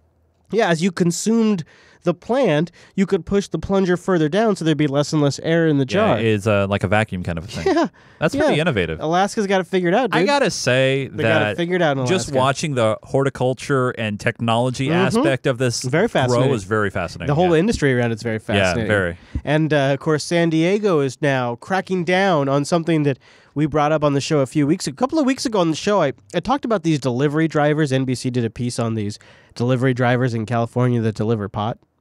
Do you remember us talking about this? Yeah. And they said, coming soon will be regulation for this delivery market. Do you remember that? Yes, I do. Well, guess here what? it is? Yeah. Never Here- waste money. Yeah, it's back. Around San Diego, yeah! It's the fastest growing business in California right now, and most of it is not legal, at least not yet. At this moment, there are hundreds of people delivering marijuana around San Diego. 99% of them are breaking the law. As KUSI's Dan Plant shows us, the city is cracking down before San Diego leaders make it legal. You know what, Chris? If you drive 1 mile per hour over the speed limit, you're breaking the law. And what law? The federal law? Yeah, yeah. Well, what if I believe in states' rights? What if I'm a states' rights guy, Chase? Pick and choose. It is the latest dilemma when it comes to legalized marijuana. What to do about home delivery, a fast-growing industry that delivers pot faster than Domino's delivers a pizza. Storefronts, we're seeing a barrage of illegal delivery services come online, and now the attention has shifted from those You know why they call it illegal delivery services? Because they didn't write it into the law. Yeah. And so, therefore, Yeah. if it's not on the law, it's illegal. It's like illegal, like it's illegal because of a couple of days ago, and, You're right. and they passed something, and before that it wasn't illegal. So a few days ago it's not illegal, and then it's all of a sudden illegal. Womp womp. Womp womp. to illegal delivery services. It may be shocking to a lot of people, but look at this. It's called Weed Maps, a Google map for pot delivery. Those dots you see, those are cars delivering cannabis. If you go now, on, is that real time? Yeah, I think so. It's like you it's can like see, Uber. Yeah, you could see where your closest weed car is. Yeah, that's a thing. Wow, I know. Where have I been? It's going to be big money. See, those are cars delivering cannabis. if you go on Weed Maps right now, you can see all of the delivery services that pop up. That's way more convenient than texting a dealer, right? Wait, is this an advertisement for Weed Maps? Let me download that app real quick here. Yeah, you should. Yeah, check it out.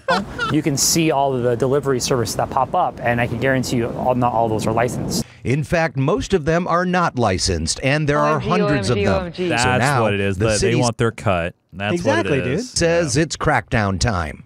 It's all about the money. It's always about the money. And maybe in totality, that's a good thing. Find out where these illegal delivery services are and shut them down. January, so I think we're gonna. At this stage, there are only 10 places in San Diego with a license to sell, which also gives them the license to deliver. Right now, we have been allowed inside a place called Urban Leaf. This is a legal, legitimate cannabis storefront. I'm a frequent customer. Medical marijuana at this point. But this is one of the places that actually has a license to do those deliveries, unlike 99% of the people that are out there. We support the City Council's decision to regulate the delivery system. We appreciate what they've done so far for the industry. This is what a legal delivery looks like. Actually, it looks more like a fancy wine bar than a cannabis shop, a place that followed all the rules, That seems like a including backhanded 24-hour. Yeah, it kind of did. It felt like a backhand. You know, it didn't look all dingy, but it looked pretty nice. Well, and like, wouldn't it be more applicable to say it's more like a modern cigar shop? Yeah. Looks like. Actually, because that's actually what it looks like. They've got like cherry wood everywhere, and they've got shelves. Actually, with it wood doesn't look like crap. It looks like a cigar shop. It looks like a real store. Actually, it looks more like a fancy wine bar than a cannabis shop, a place that followed all the rules, including 24-hour security. We have a lot of security requirements, 2 guards on site at all times, armed. But still, the business of illegal delivery is just a click away. Some of them following the rules, even though they don't have a license. We are incorporated. We're paying our state taxes, our federal taxes. We're paying our sales taxes. We're paying our personal income taxes. This is the founder of the Cannabis Delivery Alliance. We're doing everything. Elizabeth Wilhelm is the founder of the Cannabis Delivery Alliance. I just said that. She only delivers to medical patients and hopes the city will give her one of the licenses to sell. Did you catch the key word there? No. Medical. So they're screwing over the medical patients. We're not denying that there's some bad actors in the bunch, and we, as much as anyone, support getting rid of them. It's not what we want. It's not what we're about. We're about taxation, regulation, and safe access. And making more money for the city. Dan Plant, KUSI News. There you go. All right. Everybody's about making more money. Everybody's trying to make more money. Chris, I got to ask you a Guess question. how it goes, Chase. Got to ask you something. Guess that's how we all get by. You were telling me that you were touched by the eclipse. I was. You were telling me that you had some incredible drone footage. Yeah. Where I just also published yesterday a brand new episode of the vlog where we go inside a barn and make an amazing discovery. And I'm not kidding. Where would somebody find this? YouTube.com/Chris Fisher. Oh, that's easy. Yeah, yeah. What about you, buddy? Is there some place I could find more of you online? If you want to get in touch with my gaming and geek side, you know, we're doing that Discord thing too. Discord.gg/GeekGamerTV. Or if you can't remember that, ggtvdiscord.com is the place to go. Yeah, okay. Yeah. Also, you can check out previous episodes of User Air that feature Mr. Chase, as well as the Twitter @Nunes to get more of Chase in your face. And you can know when there's a video of Chris and his vlog over on his Twitter @ChrisLAS. That's right. You can also follow the whole damn network @Jupiter Signal for announcements, live changes, all that kind of stuff, as well as our calendar @JupiterBroadcasting.com/calendar. Of course, the show may have a little bit left. There is an overtime coming up. You're welcome to stay tuned. It's like the dessert after you've had your veggies. That's right. You've earned this. Yes, you have. And also, when YouTube allows, which is getting less and less frequent these days, we're posting the entire live stream at patreon.com/unfilter for everybody. Yes. Patrons and non-patrons. That's right. Whole live stream, the Unfilter. Hey, you guys, everybody in the U.S. and celebrates, have a great Labor Day weekend. Absolutely. Have a barbecue. Have a nice one on us. Yeah, all right, buddy. Thanks so much for tuning this week's episode of the Unfilter Show. See you right back here next week.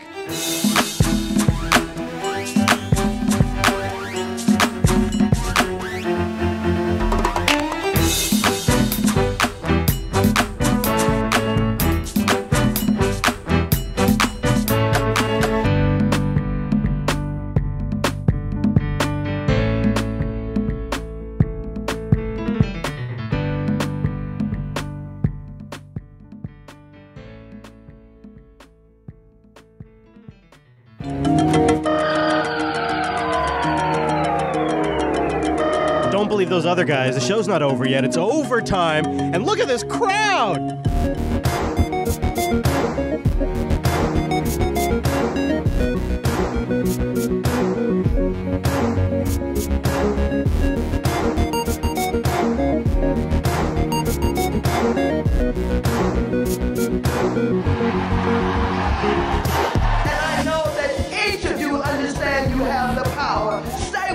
Patreon.com/unfiltered. Thank you to our supporters. This segment is dedicated to you and our new patrons. We got 12 new patrons this week. Thank you to Vince, Tim, Matthew, Adam, Arjo, Casey, Jonathan, Hack Fraud, David, Michelle, or Michael, Mitchell. No. What's that? No. Oh, really? Gosh, I thought I was so close. Alcidar, and Rye Bread. That is our new list. Thank you, patreon.com/unfilter, for supporting the show. We are on the fast track. Well, we're sort of like on the medium track, really, towards our supplemental 2 Unfilters a week. And I'm proud to say we have a rough framework built out. Of course, we have the clip infrastructure, and we even have special intro music and graphics. So when the time comes, there will be a supplemental. You guys know I like to start off the overtime with a little Oh Nancy segment, sort of documenting the corporatist Democrat Party and how they're destroying the progressive movement and handing over the country to the Republicans. That's really what I consider this segment. And of course, one of the core causes of this very problem is Nancy Pelosi, leader of the Democratic Party, one of the most corporatist Democrats out there. She, since becoming powerful, has earned $100 million. That's her net worth right there. $100 million. Nancy Pelosi, worth $100 million, everybody. $100 million for her public service. Because everybody knows how much those annual paychecks are, right? Wait a minute. Where's that money come from? That's weird. You know, maybe it's because, according to Nancy, the Democrats have been winning every single fight, so the funding's just high. The Republican Party is in such disarray right now, crisis after crisis. Nonetheless, the Democratic Party does not seem to have been able to capitalize on the problems facing your other party. Why? What do you mean not capitalize? We've beaten them on the and appropriations. We've won every fight. We've won every fight. The president's numbers are in the high 30s. This is also an interesting statement that she makes. The president's numbers are in the high 30s, as if she's taking credit for it, as if she and the other leaders are behind a sustained campaign to denigrate the president and his reputation, as if they should be taking credit for that. Seems like an interesting admission. On every fight, the president's numbers are in the high 30s, which is for a new president remarkable that to be so low. So I think he is making his own case. The American people see for themselves that he does not share their values and that he does not, some who may have voted for him are now rethinking and others are just digging in their heels. The master communicator, saying others are just digging in their heels. You know, it's not because maybe they have some sort of justifiable position, or maybe they're even right in their worldview, but it's just because they're digging in their heels. It's that kind of connecting with the people that's really going to win in 2018. Now, that interview gets a little more awkward when the reporter pushes Pelosi a little bit further and specifically says some Democrats don't really like this better deal slogan. And what about that being sort of a weak slogan? Pelosi, she doesn't respond well to that. Okay, so let's talk about the better deal. The Democrats rolled out this plan in this summer. Jobs, crack down on corporations, and lower the cost of prescription drugs, cost of college and child care. Nonetheless, it has had a tepid response. She's a little nervous, I think. The reporter here is a little nervous because Nancy Pelosi's, well, she's very rich, she's very powerful, and she looks agitated. She's licking her lips. She's giving this lady a glare right now. It's a little awkward. Child care. Nonetheless, it has had a tepid response from members of your own party, inside and outside the elected officials. And that's obvious because we've played the clips in previous Oh Nancy segments on the show about her own party members going, I don't really know about this. It's not news. But to Nancy, it's news. People are saying it's not bold enough. It lacks inspiration. They're comparing it to the fact that Mrs. Clinton, during her campaign, had a lot of policy papers, but no spark. Do you feel that a better deal does offer the spark to pull in the voters the party will need to win? Well, let me, with all due respect to your characterization, offer a counter view. We've gotten a very positive response. But it was the month of August, this break, was the test drive. You were shopping. We sent our members on the road. We're just trying and see how people respond to this. This was developed by the Senate and House Democrats, not by the leadership, but by them. And they made it. We all made a decision. You see how she gestures to herself when she says, "But not the leadership, not the leader, not me, not me. This isn't my slogan." Although, if you go to Nancy Pelosi's YouTube channel, what? You don't frequent Nancy Pelosi's YouTube channel? What's the matter with me? I do. Anyways, if you go there, one of her semi-recent videos is her really selling this new slogan. They put a whole thing together. They had cameras. They had an event. Like, she is owning this thing. Senate and House Democrats, not by the leadership, but by them. And they made it. We all made a decision together that this would be about the economy. It will be about jobs. So some people are saying, well, how come it doesn't have this and it doesn't have... No, because it's about jobs. That's the subject. Jobs for everyone. And we are, we're hearing input back from folks. Perhaps we'll refine some of the language, but we are committed to having an economic agenda that has clarity as we go forward. This is her saying, let's move away from identity politics and move to economic politics, which is exactly what Steve Bannon was saying they should do. She's probably right, but she's also at the same time not admitting what a failure the new slogan is. And it's even her. She can't even get it right. The audio on this clip is also pretty bad, but this is Nancy Pelosi actually forgetting the entire better deal pitch in a speech. To the better deal. And the better deal, I just want to say this to you because you'll be hearing more about it. And now she's already forgotten. It's about better jobs. She pulls out notes, but she can't read the notes. So she takes off her sunglasses. The better deal is about better jobs, better wages, better future, higher pay. That means, as Barbara Lee said, equal pay for equal work, at the very least, as Jackie indicated with Rosie the River. Higher pay, equal pay, lower cost. She's reading these all from a note card. Lower cost to people. Well, let's see. One thing we could lower cost is prescription drugs. She can't even remember the fact that in her own YouTube video, in a script, she said they're going to lower the cost of prescription drugs. That's the only thing they've really been talking about lowering the cost of. That's the one thing they've been talking about. The only item they can talk about bringing the cost down. And of course, who believes that? Anybody believe that the Democratic Party, the ones led by Nancy Pelosi, that they're not completely bought out by the pharmaceuticals? The people don't buy it. Lowering the cost of prescription drugs and ending drug price gouging is... Gouging, guys. Prescription drugs and gouging. Lowering the cost of prescription drugs and ending drug price gouging is a way to lower costs for families. Nobody believes you're going to do that. At best, you're going to work with your cronies to make it look like certain prices are cheaper, or you're going to work with your cronies at the insurance agencies. Nobody believes this.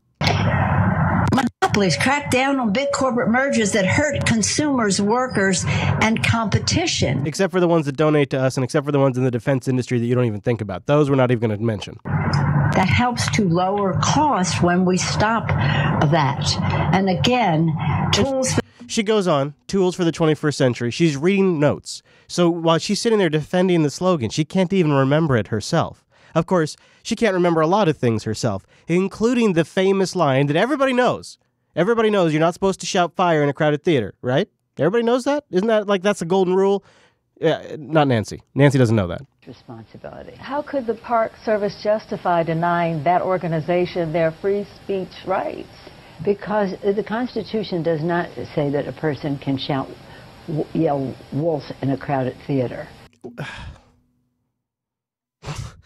Now, at first you're like, oh, that's not a big mix-up. She's blurring her metaphors. You know, don't cry wolf and don't shout fire in a crowded theater. She's blurring the two metaphors. But when you think about it, isn't this a perfect illustration of how jumbled Nancy Pelosi's mind is just altogether? Nancy has a jumbled mind. She has a jumbled speech pattern. She appears to be pushing through confusion constantly. There's a lot of different reasons you could say, some not very charitable, but some might just be it's the way she speaks. Either way, every time this woman gets in front of a camera, she undermines credibility in the leadership of the Democratic Party. She's hurting her own party every time she goes in front of a camera. She's rich now. She's worth $100 million. How much more rich does she need to be? How much of a narcissist is this woman that she continues to damage her party simply because of the position of power that she enjoys holding? What kind of narcissist must she be? The Constitution does not say that a person can yell wolf in a crowded theater. If you are endangering people, then you don't have a constitutional right to do that. She's talking, of course, about that rally that she got shut down for being a white supremacist rally when it was being hosted by someone who wasn't white and women speakers weren't there. We covered that last week. Nancy, you really got me this week. I got to admit, some weeks I have a smile, but this week, Nancy, you really got me a little worked up. I need something to cheer me up. What? Rachel's got something to cheer me up. Oh, a little technical revelation on the MSNBC live feed that we caught the other day. Check this out. Afghanistan and Pakistan, the one person who was supposed to lead those efforts in U.S. government not only is now gone, but her entire office was shut down behind her while she was on her way out the door. What you have here... In terms of what is new here, the president is taking on a new lead. This is Rachel Maddow, and this is August 21st, and she's killing airtime before Trump holds an event. This is something she does more and more now because Rachel's big ratings, and anytime you can have Rachel on the air, it's good. And they lose the feed to the Trump rally. Now you have in a studio, you have lots of inputs coming in. Even in the Jupiter Broadcasting studio, we have six or so HDMI inputs coming in, and you have to label each one. I have the one that's showing you this picture right now in our video. This HDMI input is labeled Airmaster. And, but Chase could probably tell you, although I don't know if he could tell you, but down there at Como, they have these monstrous systems that can bring in just tons of feeds, video feeds, and route them all over the entire building, just like MSNBC. And it's a real problem because you got to label every single input feed. You got to label every feed because you got to make sure you put the right one on air. And so MSNBC, for a brief moment on August 21st, accidentally revealed their Trump live press conference feed name as it flashed up on screen for just a mere moment. And the engineers at MSNBC have named their Trump feed Trashman. So it's the Trashman feed. And it flashes just for a moment on MSNBC Live right here as Rachel's going through. And when they realize what's happened, they quickly pull it down. In terms of what is new here, the president is taking on a newly threatening and belligerent tone toward Pakistan. And then they pull it down. Pakistan Cut away. To prove that it is committed. Cut away. Cut away. We don't want to see the trash man. The trash man. Oh, I miss NBC.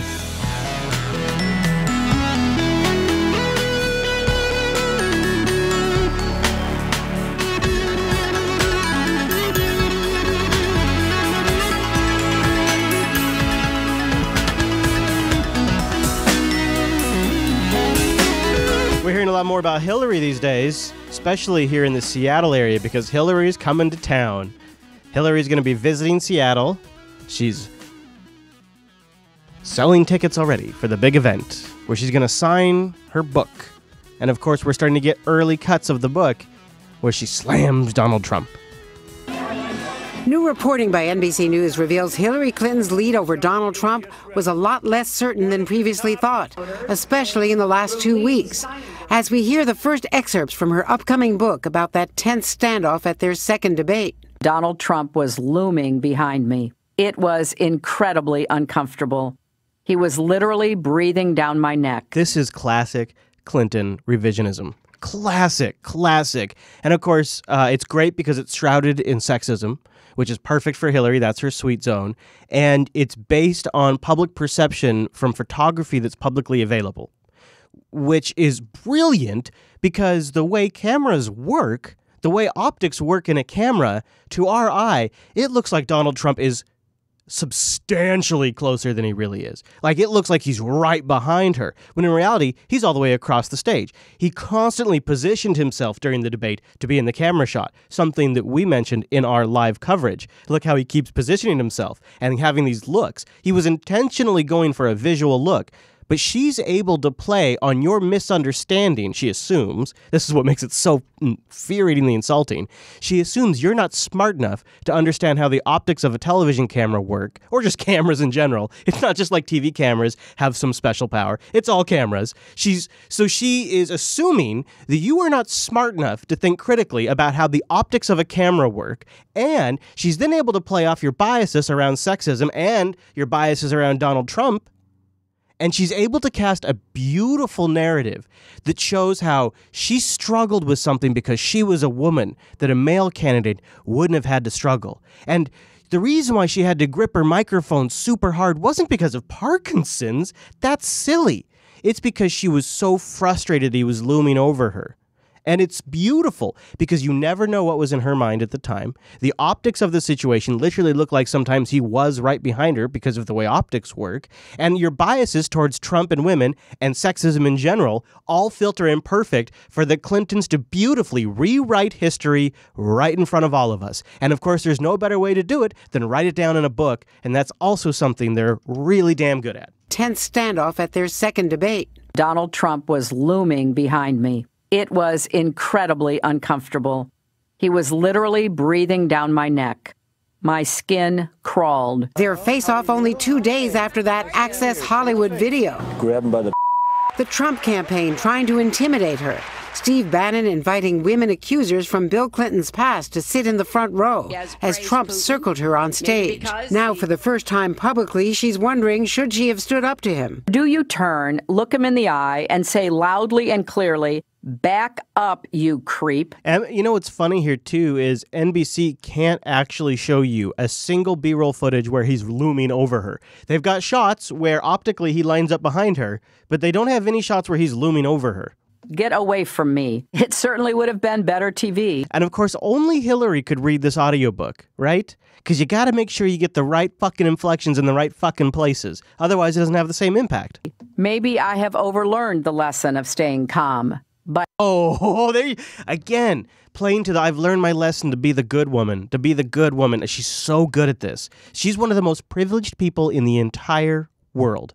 This woman is so privileged that she is royalty on the world political stage. She can travel anywhere, have anyone put in prison. I mean, this woman literally travels like a queen, even though she never won the election. So when she talks about how she's learned the hard lessons of oppression, it doesn't quite land as if maybe somebody in a quite different position in life were talking about these same things.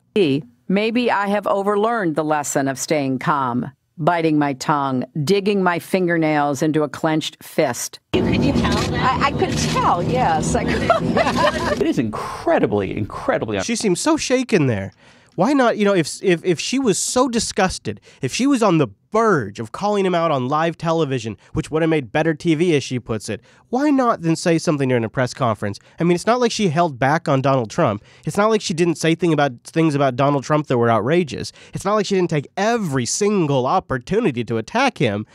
Why not say something right here? Yes. Could you tell that? I could tell, yes. I could. It is incredibly uncomfortable. It very much encapsulated a lot of the discomfort in the race in that moment. This guy is sweating like a fiend right now. in the race in that moment in time. Clinton kept her cool, not wanting to appear weak. She is now in a position where she can share doubts that she had, mistakes, things she made, things she might have done differently. A moment captured on SNL. Pre-existing condition. Number 2. As NBC News now reports, that was among the high points for Clinton in the final month. 19 days later, FBI Director James Comey reopened the email investigation. Here we go. And in the final stretch, a more disciplined Trump going on offense while Clinton fell behind. While Clinton took every single weekend off, while Clinton sent out surrogates to tons of places and didn't go campaigning herself. I don't know if you guys remember, this is funny, they forget to mention this. All the times they're analyzing Clinton's performance. They always mention Comey, they often mention the Russians, of course they mention Donald Trump, they'll mention the Access Hollywood tape. You know what they never mention? They've never mentioned the fact that she collapsed at that 9/11 event again, have they? That never factors into maybe the public's perception about the health of the candidate. What if Donald Trump had collapsed? What if Bush had collapsed? When Senior threw up and passed out, they covered the hell out of that. Isn't it interesting that they've never brought up her very public collapse at the 9/11 event that everyone saw? Seems like it's worth mentioning maybe once when you're considering Russians and all the other things. The other thing that they never seem to bring up, and I really don't understand this one, is how much time she took off right before the election. She took off the weeks before each debate. She took a week off before each debate. She took every weekend off. She sent out Barry. She sent out Bill. She sent out Al. She sent out celebrities. But herself, she went to less and less events towards the end. We don't ever talk about that either. Those seem like maybe those things played some role in the public's perception. I mean, it played a role in my perception, so it seems like maybe somebody else noticed that too. Final month. 19 days later, FBI Director James Comey reopened the email investigation. And in the final stretch, a more disciplined Trump going on offense while Clinton fell behind. In her book, a more reflective Clinton writing, "In the end, I couldn't get the job done, and I'll have to live with that for the rest of my life." That phony half owning up to it thing, too, is like another classic maneuver. It's a real classic one, actually. So there is some harsh words being shared by your friends over at Morning Joe. Berkeley, California, where anti-fascist protesters chased, attacked, and beat Trump supporters as thousands of demonstrators descended on Martin Luther King Civic Park. The event was branded as a peaceful stand against hate rally, but quickly turned into the opposite. It came after organizers had canceled a separate anti-Marxist rally, citing concerns over safety.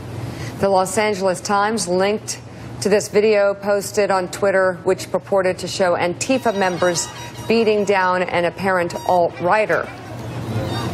Berkeley has seen a number of clashes this year between political opponents, some surrounding controversial speakers on campus. I was there during one of the first major ones when Trump was elected. I can't even believe it. I show up and there's this crazy amount of people walking around the streets protesting. I go out to dinner and I just wound up in the middle of it. And I leaned over to Alan Jude, who was there too, and I was like, "What do you think of America, Alan? Welcome to the States." Officers reported at least 14 arrests over the weekend. Nick, this is an ongoing problem in Berkeley especially, where members of the far left are using violence to shut down free speech. Now, Joe can say it. When Chris says it, I get attacked. But when Joe says it, apparently it's fine.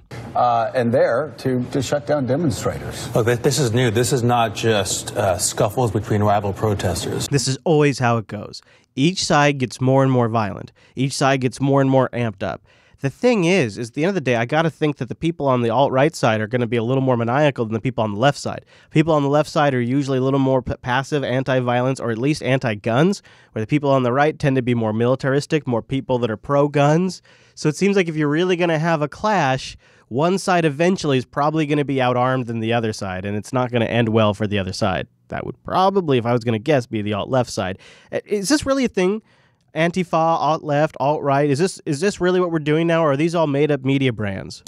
Right, this is shutting down someone else's speeches with a violent assault. Now, you saw the guy in the red shirt there appeared to be trying to help the guy on the ground. I think he was a different protester. Well, but it's revolting. And might have been a shocking to look at reporter. that. I don't know. Or maybe he was a different protester. But, you know. Also, you know.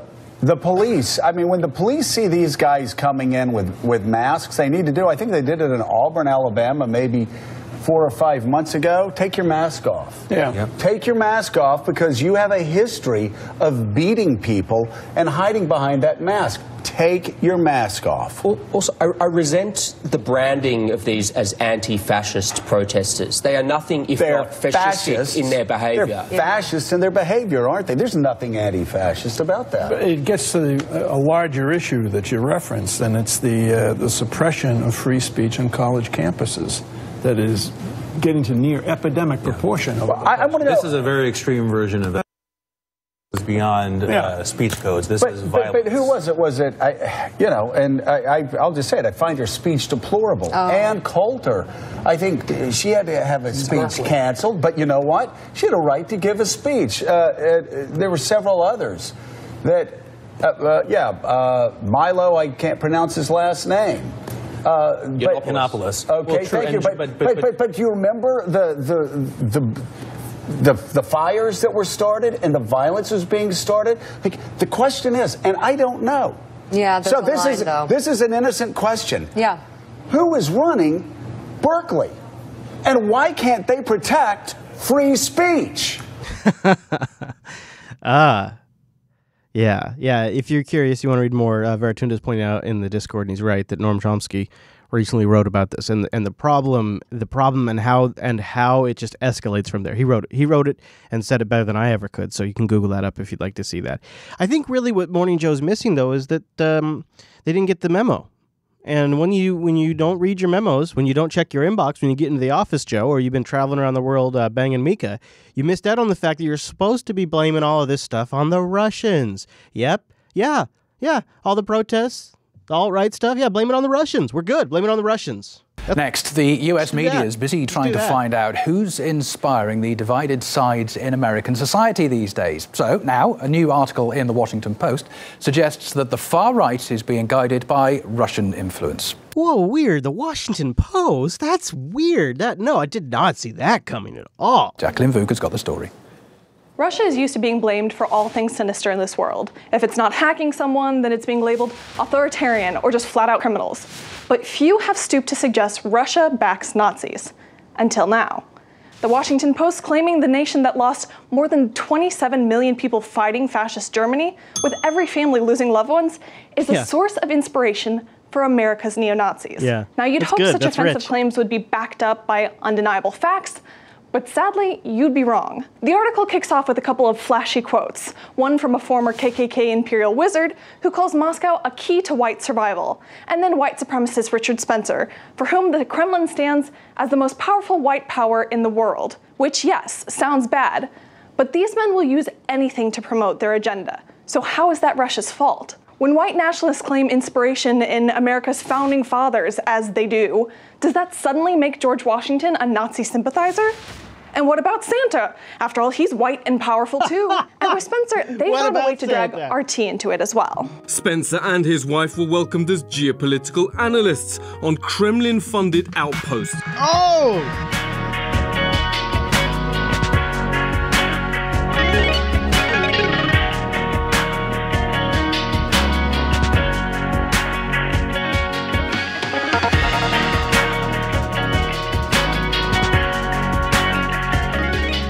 I don't know, guys. That one seems like a rough one. I think we got to own our own shit on that one. So let's do a little Trump news. We have some Trump stuff for the overtime for you. Of course, the big Trump news is the pardon of Joe Arpaio. I just realized we've never had to actually. You know who I'm talking about, Sheriff Joe. We've never had to really say his name out loud, I don't think. And you know the situation there as well, I assume. He worked out of Arizona. He's 85 years old. Trump pardoned him before he was even sentenced. Caused a huge backlash. And the media started accusing him of attempting to use the storm as a cover. And I don't have a lot of great clips, but I did capture Trump's response to that, which was, I guess at this point, kind of classic Trump. Mr. President, thank you so much. President Niinistö, I have a question for you as well, but if I could start with President Trump. In the middle of Hurricane Harvey hitting on Friday night, you chose to pardon former Sheriff Joe Arpaio. I wonder if you could tell us what was behind your thinking for issuing a pardon for the sheriff, and as well, what do you say to your critics, even some in your own party, who say it was the wrong thing to do? Well, a lot of people think it was the right thing to do, John. And actually, in the middle of a hurricane, even though it was a Friday evening, I assumed the ratings would be far higher than they would be normally. You know, the hurricane was just starting. So what he's saying there, and it's actually a decent point. The reason why I want to pause here, actually, let's even go back, because it gives you insight into what Trump understands about messaging here. Actually, in the middle of a hurricane, even though it was a Friday evening, I assumed the ratings would be far higher than they would be normally. So the reporter said, you did this during the hurricane so that way people wouldn't notice. You did this because you figured it would get people would be distracted by the hurricane. He said, well, actually, I knew you SOBs were still going to cover it. And because of the hurricane going on, I figured there would actually be far more people watching than normal, so I expected the ratings to be higher. What that tells us is Trump is and I guess this is not a surprise, but it matters when it comes to thinking about how news is covered and how he tries to influence news coverage. Trump is a little more aware of how the ratings game works than the average bear. He's probably about as savvy as some network executives are about ratings. And so you really do have to give credence to people that say, is he doing something because of X news cycle or something? And here, the logical conclusion was he was trying to bury the story, but here he's demonstrating, actually, I knew it wasn't going to bury the story. It was going to be the opposite of burying the story. People are going to hear more about it because of my timing. In the middle of a hurricane, even though it was a Friday evening, I assumed the ratings would be far higher than they would be normally. You know, the hurricane was just starting. And I put it out that I had pardoned, as we say, Sheriff Joe. He's done a great job for the people of Arizona. He's very strong on borders, very strong on illegal immigration. He is loved in Arizona. I thought he was treated unbelievably unfairly when they came down with their big decision to go get him right before the election voting started, as you know. And he lost in a fairly close election. He would have won the election, but they just hammered him just before the election. I thought that was a very, very unfair thing to do. Trump believes that Sheriff Joe was a target of the Obama administration, and he believes that it was a political witch hunt, is what Trump believes. And I think that's why he's making such a public statement in pardoning him. When I mentioned him the other night, you saw the massive crowd we had. The people went crazy when I said, what do you think of Sheriff Joe, or something to that effect. The place went absolutely crazy when I was in Arizona last week. And as far as pardons are concerned, I actually did this just before the meeting because I assumed that somebody would ask me the question. I didn't know it would be you, as you can attest. You didn't even know you were going to be called. But I thought I would. And, you know, Sheriff Joe is a great veteran of the military, great law enforcement person, somebody that's won many, many elections in the state of Arizona. But I look at some of the other people that were pardoned over the years. And if you look at, as an example, President Clinton pardoned Mark Rich, who was charged with crimes going back decades. Here he goes. Including illegally buying oil from Iran while it held 53 American hostages, wasn't allowed to do that, selling to the enemies of the United States. He was pardoned after his wife donated hundreds of thousands of dollars to the Clintons. Then you have dangerous criminals. President Clinton pardoned Susan Rosenberg, a member of the weathered underground. Yeah. Charged as part of All right, you get the idea. So this is the move. So if you're going to come after me, I'm just going to tell you exactly how Obama did the same thing. Totally steals my thunder when he does that. That's what I wanted to do. Now I look like I'm copying Trump. That's not good. I'm going to move on. We're just going to move on.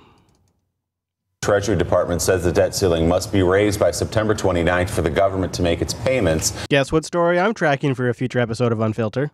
And Congress has until September the 30th, as I mentioned, to pass funding through both chambers. Otherwise, the government runs out of money on October 1st. Yesterday morning, the president tweeted that Republican leaders on Capitol Hill had missed an opportunity, accusing Mitch McConnell and Paul Ryan of ignoring his request to tie raising the debt ceiling to a Veterans Affairs bill, alleging they've allowed Democrats to hold it up, saying, quote, could have been so easy, now a mess. And even though Speaker Ryan was named in the tweet, he told CNBC he didn't see it as criticism.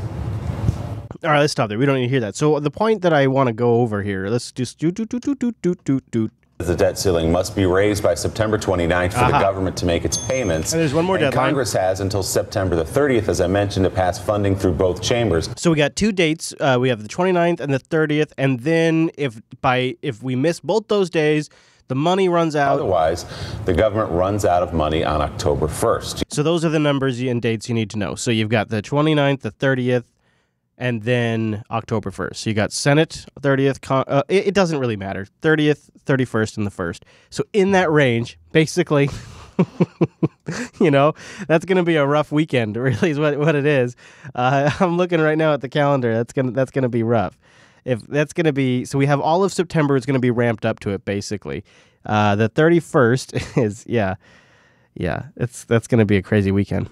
And they're going to ramp up to it all September long. There's going to be a lot of cock of the walk, showing of feathers and chest puffing out, saying, well, we have to get this funded or we have to do that funded, things like walls and whatnot.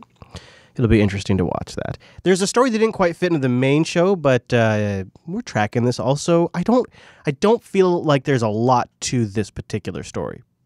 Now to CNN's Mani Raja. Tell us what you're learning about these emails that are now under multiple investigations. What are you learning? Hey, Brianna, we are learning now that the president on 3 separate occasions discussed this hotel and condominium project in Moscow with his attorney, Michael Cohen. Now, that is according to a report in Bloomberg. And a separate Washington Post report now says that in January 2016, Cohen wrote an email to one of Vladimir Putin's most trusted aides, Dmitry Peskov, to note that the talks between the two over the project have stalled. And this would mark the highest level discussion between a Kremlin official and a Trump official that we know of today. Now, the man who is trying to broker this Moscow deal is a man by the name of Felix Sater, a Russian-American businessman and associate of the president. Now, Sater says in a 2015 email obtained by the New York Times that, quote, our boy can become president of the USA and we can engineer it, saying he would get the Putin's team's buy-in for the project. Now, Brianna, Cohen is now downplaying the matter in a statement to CNN, saying today that in late January 2016, I abandoned the Moscow proposal because I lost confidence that the prospective licensee would bring the proposal to fruition. It was a building proposal that did not succeed and nothing more. Cohen also said subsequently to CNN that he sent an email to that Putin aide Peskov regarding the Moscow project. The thing that strikes me about that is the longer this Russia investigation draws out, the less it seems likely that Trump is the Russian candidate, because the relationship with Russia is not so great right now. So it seems like less and less of a good thing. There's also there's this cyber panel that we talked about, and there's more of a growing trend of a clash. Well, that's how it's being labeled, at least, between Silicon Valley and Trump. How has Google's position within Washington changed? Well, I think that we mentioned some of these cultural issues here. The ban on trans service members in the military, immigration issues, the travel ban to majority Muslim countries. These are places where the administration and the company have clashed in a very public way. And of course, those kinds of clashes, they do have, policy consequences, especially in this administration where loyalty is a big deal. There is not a lot of love lost, I think, between some of those companies. That makes sense to me. Trump is really big on that. If you backlash and you do it publicly, he'll drop you. He'll drop you like you're hot. So there's that discussion there. There's also the conversation, and he'll see if I can find it, about net neutrality. We don't necessarily know where they're going to go, or it sort of seems like tech may be kind of losing in them. And so there are a lot of ways in which these companies are kind of being surrounded right now. And obviously the Trump administration hasn't had the best of luck in pushing through its policy initiatives. But Michael, the fact that Congress and the White House are considering tax, energy, immigration reform that is very important to Silicon Valley, and the White House is clearly not on the side of Silicon Valley. How much of a concern is that? What you have is a divergence of values. Oh, we'll leave it at that. I guess the net neutrality bit essentially just says that Silicon Valley might not get its way. There's also a bit of some high horses. These are some good ones here. Let's start with your good pal, Jake Tapper. This is a subject that I hear more and more on Capitol Hill from Republicans as well as Democrats in off-the-record whispers. They ask, does President Trump have the wherewithal to be president? Not just, is he able to channel the aspirations of uniting us? But as Republican Senator Corker asked, does he have the stability to be president? Does he have the competence to be president? And it's a question the public is asking as well, according to a new Quinnipiac University poll released this afternoon. Voters overwhelmingly saying President Trump is not level-headed, 68% to 29%. Voters saying President Trump does not provide the U.S. with moral leadership, 62 to 35%. That he's not honest, 61 to 36%. Voters believe by a 2-to-1 margin that President Trump is doing more to divide the country than to unite it, 62 to 31%. Nearly 6 in 10 voters say President Trump's decisions and behavior have encouraged white supremacist groups. Now, President Trump is a man who looks to numbers and to ratings. These numbers, sir, these numbers are disastrous. You are no doubt pleasing your base, but your behavior is causing great concern among the majority of the American people. Now, I would agree with probably those numbers, especially the moral leadership one. I do have to wonder if what happens here a bit is these anchors realize that there's a potential, unlike any other president before Trump, that he's really watching them. There's really a possibility, especially if you're talking about him, there's a real possibility he's watching. And you have to wonder if that is influencing the way they talk. I mean, he legitimately, he does it. They all do it now. They all just address him as if, could you imagine what that would do to your ego? I would think if you're just like, if you're some like news actor and you've been in the industry for all these years and you really want to make it, I don't know what, like you got all these aspirations, I'd assume, being on CNN and all that stuff. And it would just seem like this huge head trip all of a sudden to have the ear of the president. I don't know. I don't, and some of them maybe it doesn't get to their head, maybe some of it does. I don't know if Trump's watching Don Lemon, but if he is, he's probably a little pissed off after this rant. Safe again, and we will make America great again. Thank you, Arizona. God bless you. Thank you. Thank you. Of course, CNN is just watching the Trump press conference. This is out of Phoenix. And then they comment on it with their panel, which is just easy ratings for them. They don't have to do any work. They just sit there and watch it and then comment on it. And comment Don Lemon does. Well, what do you say to that? I'm just going to speak from the heart here. What we have witnessed was a total eclipse of the facts. Someone who came out on stage and lied directly to the American people and left things out that he said in an attempt to rewrite history, especially when it comes to Charlottesville. He's unhinged. It's embarrassing. And I don't mean for us, the media, because he went after us, but for the country.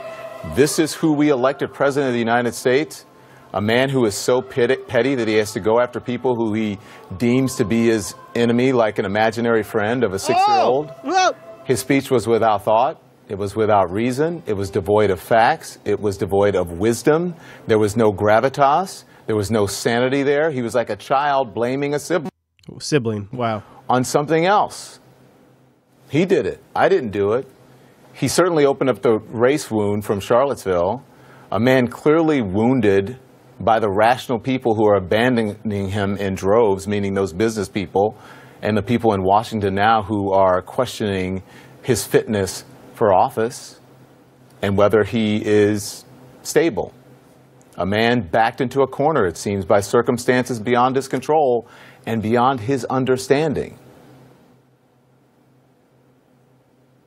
That's the truth. Wow. If you watch that speech as an American, you had to be thinking, what in the world is going on? This is the person we elected as a president of the United States? This petty? This small? The person who's supposed to pull the country together?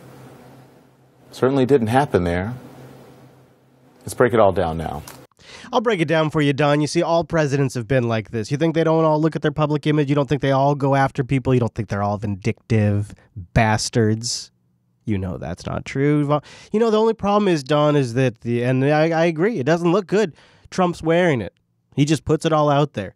And I think what you will never understand, Don, and I don't understand why you can't seem to get it through your head, that's why they elected him. He's a populist, and he doesn't bullshit about this very same thing that all other politicians and you news actors do. I'm not defending it. I'm just trying to illustrate how you will never understand it. Listen, and I've been one to say, Maria, that, it was a pipe dream that Donald Trump is not going anywhere. People are saying impeachment, he's going to be there for 4 years. But he has given oxygen to racists. He hasn't really said anything, denounced the alt-right. He talked about the KKK and whatever. He hasn't really done that. He is clearly trying to ignite a civil war in this country. He has not tamped down race. And I'm just going to say, I mean, if he was on my team in this newsroom and said those things, he would be escorted out of the building by security. Yes. And I have to, because Don's a tough guy. Don's a real tough guy these days, isn't he? He's a real tough guy. Talking tough. Everybody's talking tough to the president because they're a bunch of tough guys. Oh, Don. I did like that line though about the what did he say? Oh, about like a sibling, about blaming it on a sibling. I thought that was pretty good. See, where NBC differs is they just say, well, it's a different tone. It's a different tone. Tonight, more White House whiplash at the American Legion National Convention in Reno, a declaration of unity. It is time to heal the wounds that divide us. A presidential 180 from last night's unbridled offensive in Arizona. Repeal and replace. Repeatedly taking aim at the media. The very dishonest media, and they're bad people. The thing is Trump says, well, I change tone depending on my crowd. The media doesn't like it, but I change tone. Maybe he's a performer. Maybe he's a performer. I don't know. I'm too distracted by Clapper. Yeah. That Clapper, your good buddy, James Clapper, the old DNI. The old director of all the intelligence agencies, the top spy, the guy who lied and said that he wasn't aware of any NSA programs that monitored people intentionally, unless you count the loopholes, of course. Yeah, that James Clapper. Yeah, he's now a CNN paid contributor. Yeah, he's an analyst for CNN now. That's the thing. So let's deal with the matter at hand. Bannon's quote. There is no military solution. It's all a bluff to say that we could go in that direction. What is your reckoning? Well, first, Chris, let me just say that if the North Koreans intended the trajectory of that missile to go over Japan, that is a big Rubicon they've crossed. Rubicon. Crossing the Rubicon. Isn't that interesting how he just tossed that out there? I'm a spy. This is how you know I'm a spy guy. Of that missile. To go over Japan, that is a big Rubicon they've crossed. They have done this before, but with satellites. And the first time they've done it with a military missile, now the thing I'm curious about is whether they actually meant to do it. They weren't too far away from a major U.S. Air Force base in Misawa, Japan, which is in northern Honshu, not too far away from Hokkaido. The earlier track I saw, it looked like they maybe were trying to aim it in the water, over the water between those two islands. Second, the options on the table, to quote the president's phrase. Now he's referring to notes that he has in his hands. Are actually no different than they were before. And this may be the first time I've ever agreed with Mr. Bannon, but our options are in fact limited. I think, though, there needs to be a distinction between a preemptory military option, which was being kicked around, bandied around at one point, and then as contrasted with a reaction, particularly if the North Koreans do something kinetic. That is, if that missile had broken up over Japan and parts of it fallen on Japan, or particularly on our base, we'd be in a much different place. And I think then you get into the options for reaction, and there are potential options. I would guess our red line implicit. Boy, this guy is such a rookie, huh? Talk about a boring interview.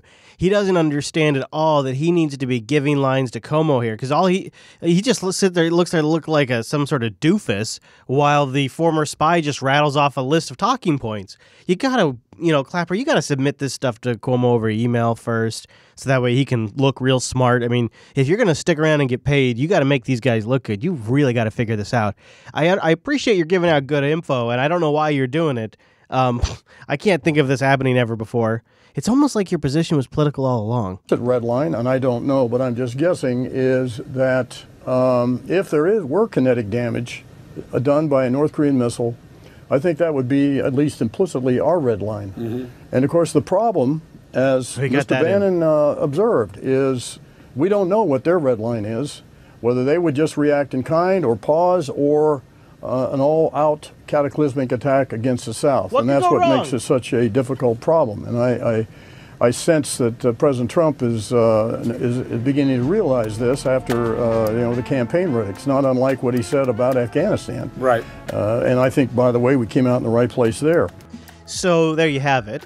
That's the CIA or the NSA, whichever. That's essentially the take from the many intelligence agencies that we have. Isn't that wonderful? Isn't that pleasant?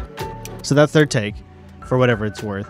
And it seems like Trump has gone along with just about everything that they've wanted to do. Afghanistan, Syria. So I don't really see why North Korea would be any different. You know, there's all this flooding going on in Texas, and I gotta say, watching some of the coverage, Texans really do respond to a situation like nobody else. Nobody else. I'm not sure. I might break out the camera if this happened to me. I'm not sure, though. I might also just get the hell out of there.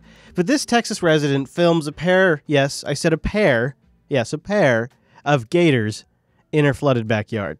Countless videos and images out of Texas have taken over social media, as you no doubt know. We've shown you a few through a day. Here's a wild one out of Missouri City, Texas, about 20 miles south and west of Houston. A woman calmly describing a pair of alligators just feet from her house. So here's the gator moving along. You can see him. She's so calm. Taking his time. I would be freaking out. He's inside of the fence again. Yeah, you know, no big. I'm going to show you. Yeah. That's where you can get through the fence. So here's the top of the fence, the low part, where he is able to get into our backyard. Yeah, you know. And now it looks like there's not only him, but now him. Two gators. So, not too far from just climbing on into the backyard and getting right here to the patio. Missouri City, Texas. Gators in your yard. For people in a lot of states, that's kind of commonplace. For producers looking at video in New York, that's a game changer. And Washington, trust me, Shep. It's still a game changer here, too. Thank you for joining us. The overtime's all wrapped up, and it was brought to you by our patrons at patreon.com/unfilter. We'll be back next week at the live time over at the calendar page, jupiterbroadcasting.com/calendar. Chats at discord.me/jupitercolony. There's an Unfilter room just for you in there, and I hope to see you back here next week.